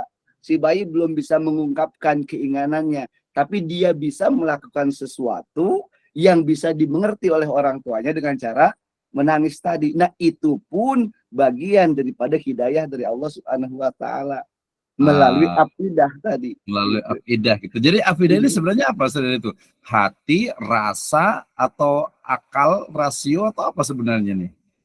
Rasa, Pak. Hati yang diberikan. Iya, yang diberikan itu. Rasa atau mungkin otak ya? Apa bedanya rasa dengan otak? Tadi nyambung ke pertanyaan tadi itu. Rasa, otak, kemudian hati, ya itu seperti apa sebenarnya itu korelasinya tuh, hubungannya tuh? Atau kita yang lain lagi kali gantian ya? Kalau Ustaz Dede mau jawab boleh juga, tapi kita undang yang lain juga. Ustaz Dede mau jawab silakan. Yang lain mungkin tuh. Ini menarik. Oke. Sebelum ke afidah, jadi maksud saya ini adalah kalau kita membatasi ya ayat ini kemudian konteksnya adalah untuk bayi yang baru lahir gitu, tentu saja kalau menurut saya sangat membatasi sekali gitu ya. Padahal dalam konteks afidah kalau saya paham itu dia lebih luas lagi ya. Tadi makanya saya menyebutnya dengan bagaimana laku istilahnya itu laku ibadah lah ya untuk membersihkan hati gitu ya dengan berbagai tadi riyadhah dan lain lain sebagainya, itu lebih dimaknai betul bahwasanya seorang bayi itu juga memang memiliki afidah, memiliki rasa, ya, memiliki sebuah rasio cara berpikir gitu ya. Tapi kemudian dia itu akan berkembang sehingga konteks waja'ala lakumus sam'a wal absara wal afidah, apalagi dia menggunakan juga kum yang menunjukkan dia berkembang bersama dengan perkembangan dari manusia itu sendiri, sehingga nanti kita akan menemukan ayat-ayat dari proses tafsir dari psikologi perkembangan manusia, ya, bukan mulai hanya dari bayi sampai dewasa. Bahkan ketika dewasa, saya sebenarnya lagi bikin buku tentang nalar hukum Islam, ya, nalar hukum Islam, terutama nanti dilihat dari bagaimana Nabi SAW masa beliau usia 40, kemudian mungkin 45, 50 sampai 55, 60, 62 itu ada ini nggak sih semacam kayak perubahan, atau bukan perubahan tapi secara psikologinya itu berpengaruh terhadap hukum-hukum yang dilakukan gitu, atau seperti apa gitu ya. Mungkin ya bahasanya itu kalau lagi masih muda tuh semangat gitu ya, menyalahkan orang lain ini itu sebagainya. Tapi ketika dia sudah mulai dewasa, dia semakin belajar, dia semakin banyak gurunya, dia mungkin kuliah lagi, dia mungkin berguru dengan yang lainnya, dia membaca, kemudian juga hatinya, afidahnya itu mulai mungkin terbuka, sehingga dia mungkin lebih lebih tasamuh, ya, lebih menghargai orang lain walaupun orang lainnya itu berbeda. Nah, itu saya main lebih memahami daripada afidah itu sendiri gitu ya. Afidah jadi sesuatu yang memang mungkin bahasanya adalah hati nurani gitu ya. Hati nurani yang memang dia itu berkembang seiring dengan perkembangan manusia itu sendiri. Sebenarnya basar sendiri, absar itu kalau saya pakai juga bukan hanya penglihatan, tetapi ketajaman ya dalam melihat sebuah fenomena gitu ya, itu juga menjadi sebuah absor. Kenapa? Karena levelnya adalah memang pendidikan untuk orang dewasa gitu ya. Nah, ini penting sekali untuk dibahas. Demikian juga tadi asam ya, pendengaran gitu ya. Pendengaran dalam konteks ini sekarang itu ya menurut saya lebih luas lagi, bukan hanya mendengar. Tadi kan kalau kita lihat tafsir-tafsir yang ada ya, melihat dengan mata, mendengar dengan telinga, ya. Padahal sekarang dengan kemajuan teknologi gitu ya, ya sangat mungkin sekali itu diluaskan kembali pemahamannya. Oke, itu afidah. Dan mungkin nanti kalau ada yang mau komentar boleh juga nih tentang afidah ini gitu ya. Seperti apa nih korelasinya antara afidah dengan aklun. Makanya kenapa disebutnya dengan hifdul akal ya dalam maqasidus syariah. Kenapa enggak tadi hifdul fuad misalnya gitu ya. Nah, ini menjadi hal yang menarik juga. Oke, tapi saya juga ada masalah yang kedua tadi. Yang pertama itu adalah rasionalisasi takdir. Maksud saya begini, harus ada survei, ada penelitian ya yang membuktikan bahwasannya seseorang yang misalnya naudzubillah ya, naudzubillah misalnya dia keluar dari Islam misalnya, itu sebenarnya betul-betul ya pertama takdir gitu ya, itu memang sudah takdir ya. Tapi kemudian apakah ada unsur faktor yang memang bisa diriset ya, bisa diriset, bisa dilihat gitu ya. Ya tadi yang bisa dilihat itu yang rasional itu maksudnya adalah ini karena pengaruh teman-temannya nih pas kuliah gitu ya.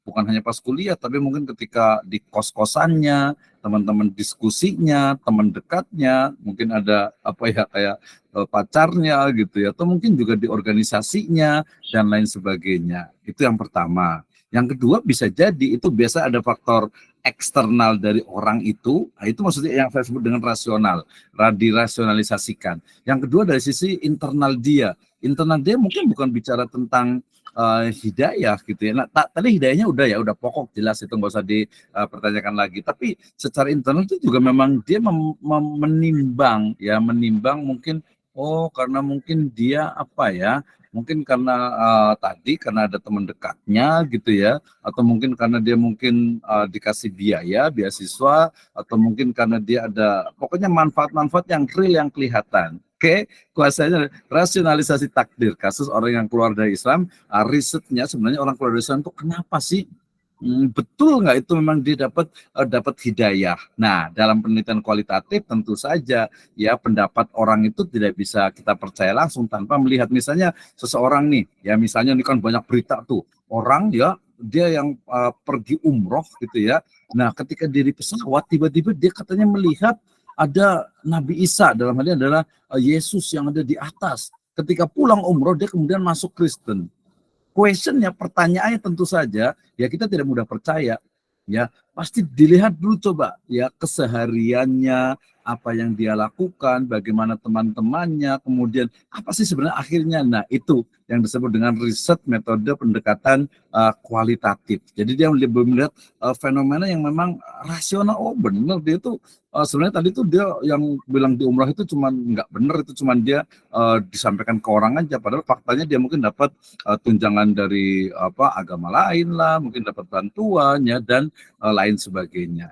Ya, ini bukan suudon, tapi penelitian harus didasarkan kepada ketidakpercayaan. Ya, belum yakin saya itu sebelum datanya itu memang valid. Oh, dia benar nih, dia itu memang karena dapat hidayah, mungkin karena memang tidak dapat hidayah. Wallahu a'lam bishawab. Itu rasionalisasi takdir itu menjadi PR bagi kita untuk bisa mengembangkannya. Oke, Ibu Rahmawati mau berkomentar, mau bertanya atau diskusi, mengkritik, saya silahkan. Ya, atau yang lainnya juga. Kita masih ada waktu sebenarnya 3 menit ya. Tapi kita kasih. Pak Dokter. Silakan, Bu. Ya harus nanya lah ya. Ini paling semangat saya senang. Justru malah saya ingat malah nanti nilainya bagus insya Allah nih. Oh, Ibu Rahmawati yang rajin gitu ya. Terima kasih Pak Dokter untuk pencerahannya, untuk ilmunya malam ini terkait dengan yang Bapak sampaikan ke pengaruh itu ya. Kalau bicara tentang takdir mah gitu ya, udah nggak bisa diperdebatkan, memang haknya Allah kalau siapapun yang diberi hidayah atau sebaliknya.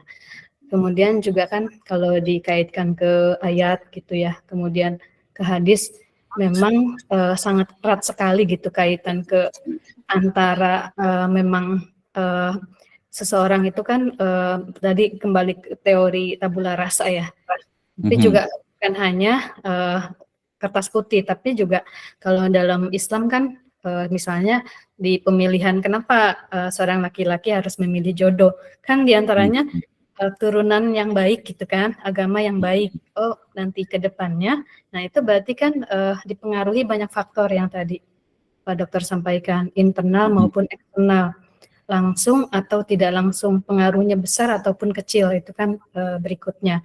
Kemudian juga kayak kenapa sih misalnya seseorang jadi murtad selain dari memang takdir ya, pergaulan.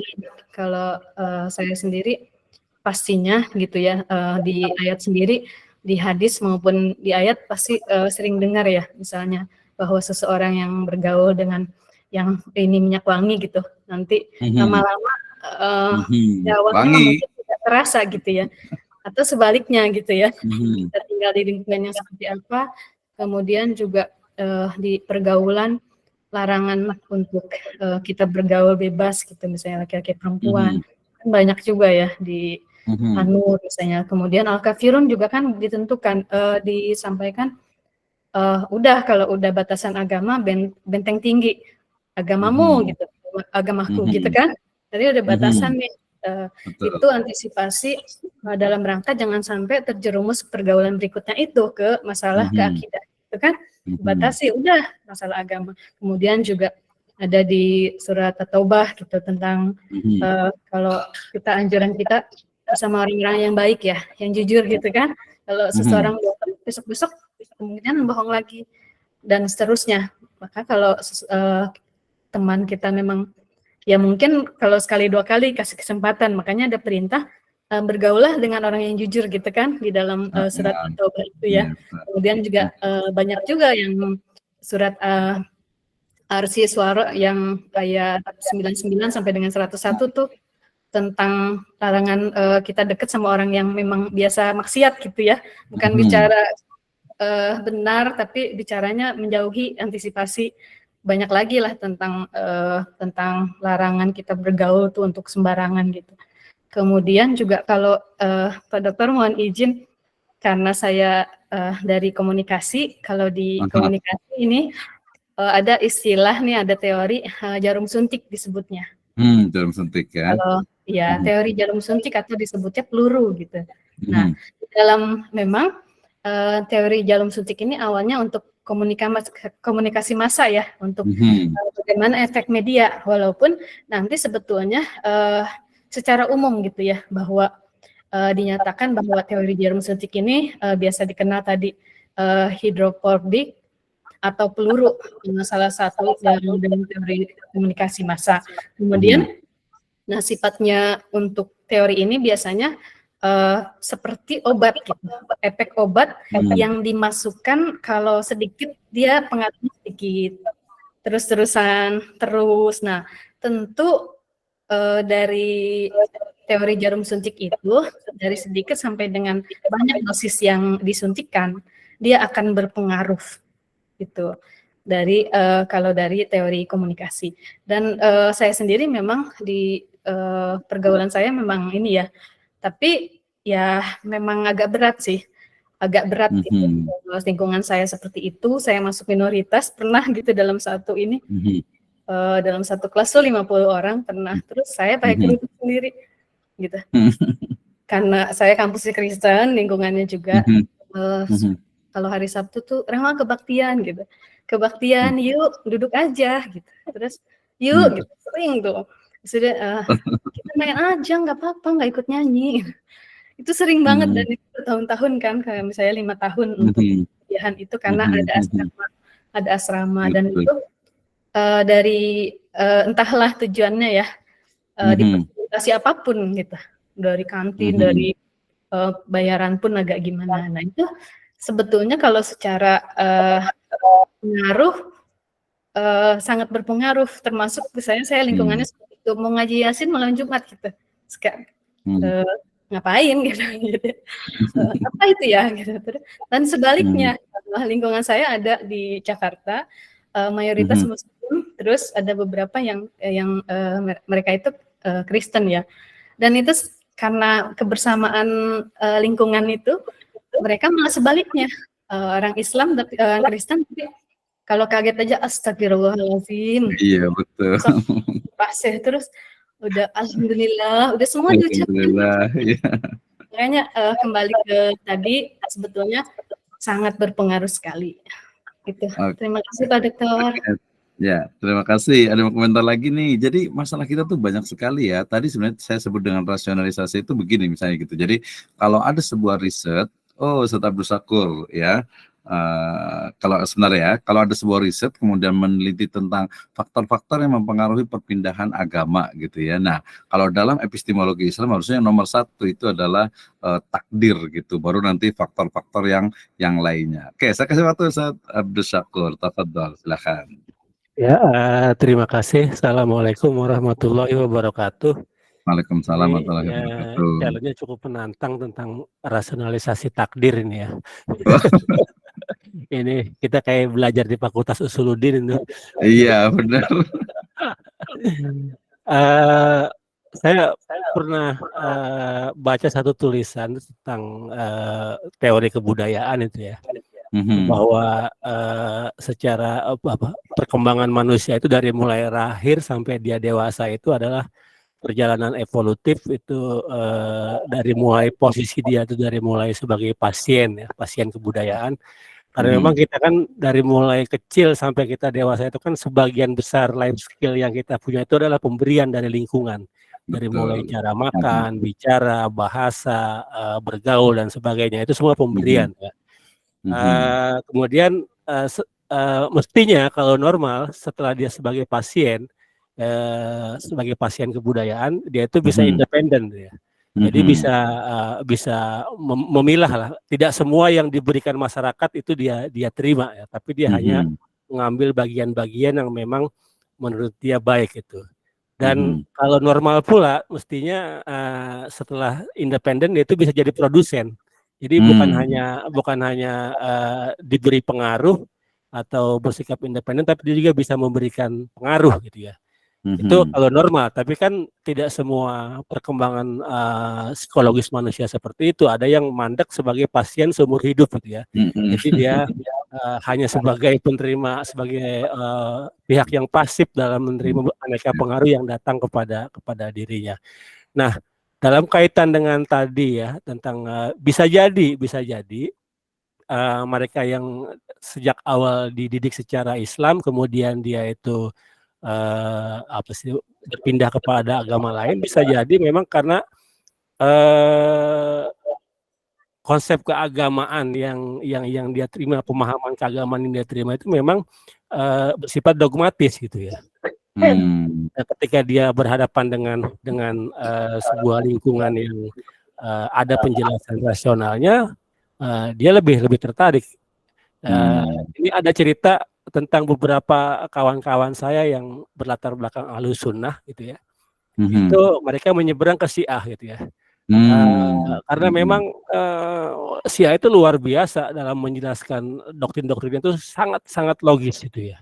Dan buat mereka yang sangat rasional ya gitu ya. Jika buat mereka yang mendewa-dewakan rasionalisme itu sudah pasti akan kepincut gitu, untuk menerima ajaran Syiah yang memang memiliki penjelasan yang lebih logis ketimbang ajaran-ajaran yang biasa kita terima di Ahlus Sunnah gitu misalnya kayak begitu. Itu cuma sebatas contoh saja gitu kan ya. Betapa buat mereka yang belum sampai ke taraf independen ya, dalam berpikir dan sebagainya, itu akan sangat mudah menerima pengaruh dari lingkungannya gitu kan ya. Jadi tidak semua orang yang bergaul dengan tukang minyak wangi itu akan jadi wangi gitu ya. Mungkin itu hanya berlaku bagi mereka yang pasif gitu ya. Tapi buat mereka yang sudah independen dan dia bahkan sudah sampai ke level produsen kebudayaan, dia bisa jadi membuat tukang minyak wangi itu jadi baunya beda, jadi bukan wangi lagi gitu kan. Oke. Nah, kemudian terkait dengan masalah hidayah ini, saya ada cerita ketika kami ya di penerbit, betul saya pernah bekerja di penerbit Mizan Bandung dan penerbit Lentera Hati ya, itu menerbitkan satu buku terjemahan dari karangan Isa J. Bolata, itu Ijazul Quran ya, Mukjizat Al-Quran. Dan kami rencananya yang akan memberi pengantar itu Profesor Quraisy Shihab gitu ya. Nah, ketika kami meminta itu, dia bertanya, coba cari informasi dia itu udah muslim atau belum. Nah, gitu. Jadi Profesor Bolata ini orang ahli Quran, bahasa Arabnya luar biasa ya. Ketimbang kita ini mungkin ya lewat lah semua gitu kemampuan bahasa Arab. Tapi dia Nasrani gitu ya. Gitu. Nah, ketika saya katakan belum Pak, dia masih Nasrani. Oh iya, udah. Dan di pengantarnya itu Pak Quraisy menyinggung bahwa sehebat apapun orang secara intelektual, ya, kalau Allah belum memberikan hidayah, ya dia tetap tidak mendapatkan hidayah. Jangankan buat orang kebanyakan gitu kan ya, buat selevel Profesor Bulata aja itu tidak Muslim, padahal dia sangat paham Al-Quran. Ya, semacam itu. Dan terakhir ini terkaitan dengan masalah epistemologi tadi ya, tentang masalah fitrah, akal dan yang lainnya. Ini masih ada waktu? Ada 5 menit, kita kasih, silakan. Jadi fitrah itu sendiri kalau kita mau pakainya definisinya Ali Syariati itu kan potensi ya. Jadi sesuatu yang memang, jadi manusia itu dilahirkan bukan dalam keadaan kosong ya, tapi dalam keadaan memiliki sejumlah potensi itu ya. Ya. Pada mulanya mungkin orang kan butuh penjelasan atas berbagai fenomena yang ada di sekitarnya gitu ya. Ya, kita bayangkan kita berada dalam suatu tempat yang kita tidak tahu ada di mana, itu tentu akan membuat kita itu galau gitu ya. Kemudian penjelasan yang didapat lewat akal itu menghasilkan yang biasa kita sebut dengan kebenaran logis dia. Tetapi ketika diverifikasi secara empiris lewat metode ilmiah, ternyata banyak kebenaran logis yang kadung diyakini kebenarannya itu tidak bisa dipertanggungjawabkan secara intelektual karena tidak bisa diverifikasi secara empiris gitu ya. Nah, sejak itulah orang lebih mempercayai kebenaran ilmiah ketimbang kebenaran logis dia dengan metode ilmiahnya itu. Nah, mestinya kan manusia itu bisa hidup tenang dan nyaman dengan bimbingan dua kebenaran tersebut, tapi kenyataannya masih banyak sekali soal yang tidak bisa dirujukan jawabannya pada kebenaran logis, apalagi kebenaran ilmiah. Kebenaran logis berbasis kemampuan akal, sedang kebenaran ilmiah berbasis kemampuan indriawi atau verifikasi empiris. Nah, ada realitas yang sebenarnya maujud, tapi keberadaannya tidak mampu dijangkau oleh kemampuan indera Mhm. dan akal, seperti masalah akhirat, kemudian alam gaib dan sebagainya gitu. Nah, keberadaan realitas yang tak terjangkau inilah yang kerap kali melahirkan tanya yang menggelisahkan. Nah, yang oleh para ahli studi keagamaan seperti Bishop Kwon itu menyebutnya sebagai situasi primordial, gitu ya. Mhm. Jadi orang itu kan gelisah kalau tidak mendapatkan penjelasan gitu ya. Mhm. Nah, di sini sebenarnya disinilah fungsi agama ya, memberikan jawaban terhadap pertanyaan-pertanyaan primordial itu sebenarnya gitu. Karena memang kebenaran ilmiah dan kebenaran logis tidak mampu memberikan jawaban terhadap persoalan ini. Jadi di situ sebenarnya gitu kan akhirnya. Itu terkait dengan masalah epistemologi itu. Jadi saya mendudukan bahwa urutannya itu ada kebenaran rasional, kebenaran empiris, kemudian ada kebenaran agama tuh yang masing-masing itu punya porsi masing-masing. Nah, persoalannya apa yang kita sebut kebenaran agama itu sebenarnya juga adalah kebenaran rasional karena kita harus membedakan antara agama dan pemahaman kita terhadap agama gitu ya. Kayak semacam begitu. Jadi kalau agama itu bersifat abadi, mutlak, sementara pemahaman kita terhadap agama itu ya bersifat relatif ya, bisa salah, bisa benar itu. Mungkin itu Oke, siap. penjelasan karena mungkin terlalu Ya. panjang, yang lain juga mungkin udah Iya, lewat waktu nggak ya. apa-apa sih. Ya, oke. Terima Nanti kasih. kita kasih waktu lebih banyak lagi, Ya, insya Allah ya, di lebih Assalamualaikum awal. warahmatullahi wabarakatuh. Pak Dokter Nah, mohon silakan. izin Bu menit Rahmawati ada komentar lagi, silakan.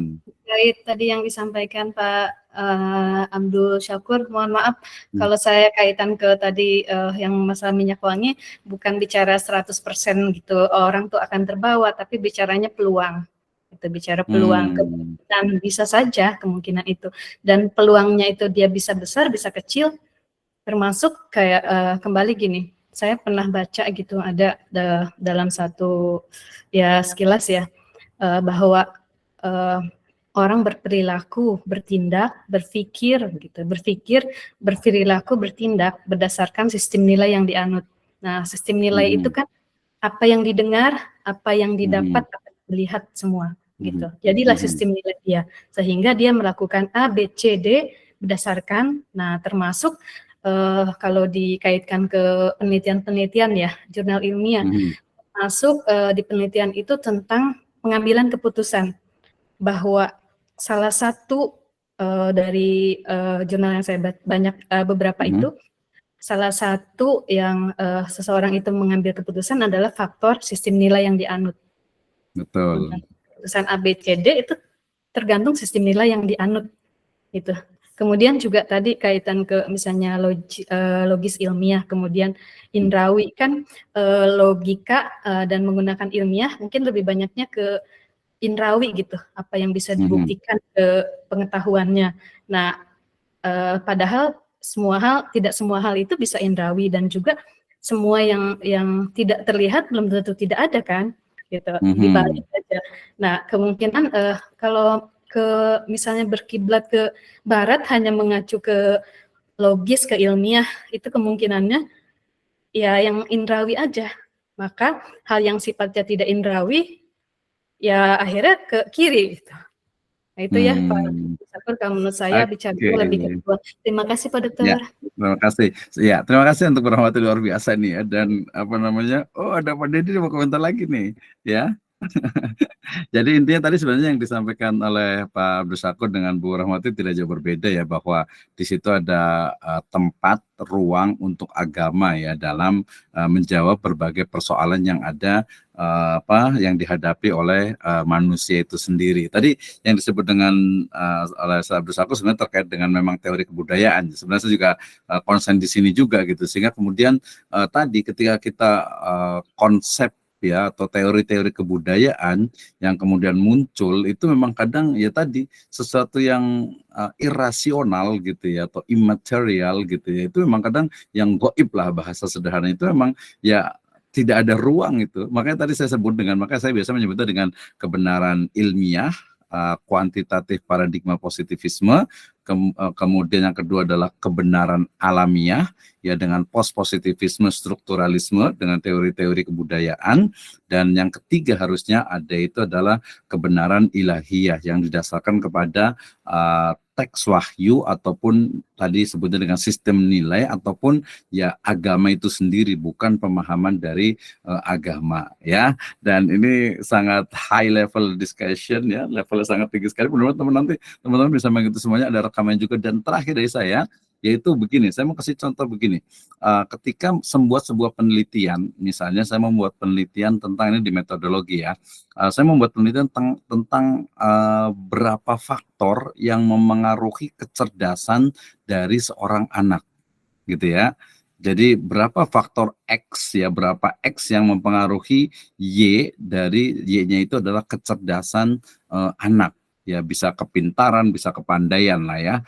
Nah, di situ selalunya kalau pendekatan tadi kuantitatif dengan positivisme, rasionalisme, selalu adalah gen, keturunan, sistem pendidikan, kemudian lingkungan, pendidikan di rumah, dan lain sebagainya. Ya, semuanya serba indrawi. Tidak pernah ada jawaban apakah doa orang tua berpengaruh terhadap kecerdasan seseorang. Ya, atau mungkin apakah tadi takdir juga berpengaruh kepada kecerdasan Sangat seseorang? berpengaruh itu, Dok. Ya? Sangat berpengaruh itu doa orang tua. Nah, tapi kalau dalam kajian kuantitatif itu tidak disebutkan di situ. Dia bahkan tidak ada ruang di situ.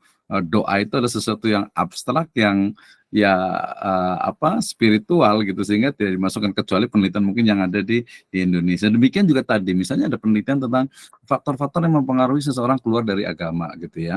Nah, selalunya takdir itu nggak pernah ditetapkan di situ. Ya, kuasa dari Allah Subhanahu wa Ta'ala tidak pernah. Nah, tapi di situ ada gap, justru gap posisi agama dalam sebuah riset metodologi, dalam sebuah penelitian. Sehingga nanti saya menyebutnya dengan istilah Islamic Research Approach, ya, dengan pendekatan Islam yang ini kayaknya perlu dikembangkan. Ya, saya baca buku epistemologi juga, kalau saya terbitan dari Mizan juga itu, ya, dulu itu, ya, waktu saya mulai sejak saya S1 malah saya terpesona sekali itu dengan menguak tabir keilmuan dalam Islam itu, ya, jadi epistemologi Islam. Oke, Ustaz Dede, ada mau komentari terakhir sekali atau cukup? Itu terkait al-aqidah, Dokter, ya. Ya, gimana? Baca tadi al-aqidah itu sebagian ulama juga dia mengartikan al-qulub, ya. Berarti itu hati juga. Ada juga yang mengatakan wahya al-uqul allati markazu al-qalbu, tetap hati merujuknya. Kalaupun diartikan akal itu tetap pusatnya ke dalam hati, tetap al-uqul allati markazuha al-qalbu. Jadinya aqidah itu bisa diartikan akal, tapi tetap bermuara kepada hati.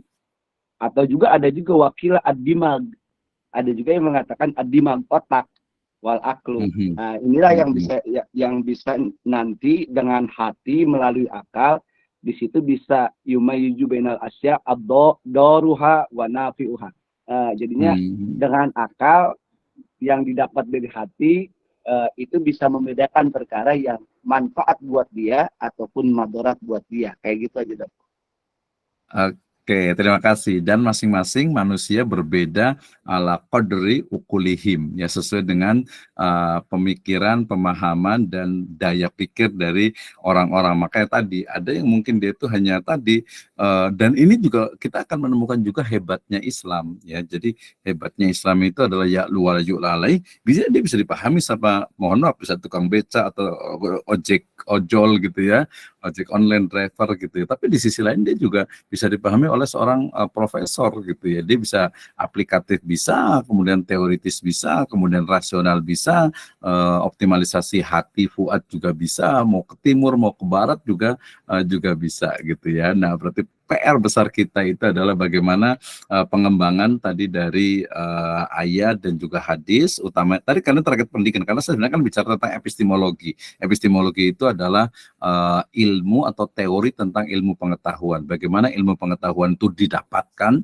bagaimana cara mendapatkannya, media yang digunakan itu apa, tekniknya seperti apa, standar kebenaran seperti apa, sampai kepada ujung main goals dari ilmu dalam Islam itu seperti apa sebenarnya. Oke, next time insya Allah kita discuss lagi lebih luas lagi. Mungkin tadinya sebenarnya saya juga mau bicara tentang berbagai pendidikan, ya berbagai pendidikan yang ada di masyarakat saat ini, terutama berkaitan bersumber dari Al-Quran dan Hadis. Awalnya sebenarnya saya mau berbicara tentang pendidikan finance, ya. Jadi karena saya lihat di beberapa YouTube itu, di Facebook, di media sosial itu ada training untuk keuangan untuk anak gitu ya. Jadi sebenarnya seperti apa sih model untuk biar anak itu bisa secara finansial itu dari kecil itu sudah dididik gitu ya, anak utamanya gitu ya. Kita akan bekerja dan sebagainya. Tapi itu insyaallah mudah-mudahan next time we can discuss again about the verses, ayat dan juga hadis utamanya terkait dengan tarbawi atau pendidikan. Wal akhir, jazakumullahu khairan ala ihtimamikum. Jangan khawatir, di sini ada Pak Ustaz Abdul Syakur, ada Bu Rahmawati, ada Pak Dede. Kayaknya 2-3 ini cukup mewakili nih warna dari Islam Indonesia tentu saja gitu ya. Baik, kita tutup dengan alhamdulillah doa kafaratul majelis. Alhamdulillahirabbil alamin. Subhanakallahumma wa bihamdika asyhadu an la ilaha illa anta astaghfiruka wa atubu ilaik. Wassalamualaikum warahmatullahi wabarakatuh. Waalaikumsalam. Waalaikumsalam. Terima kasih Pak Dokter. Ngopi. Oke, terima kasih. Tadi jazakallahu semuanya.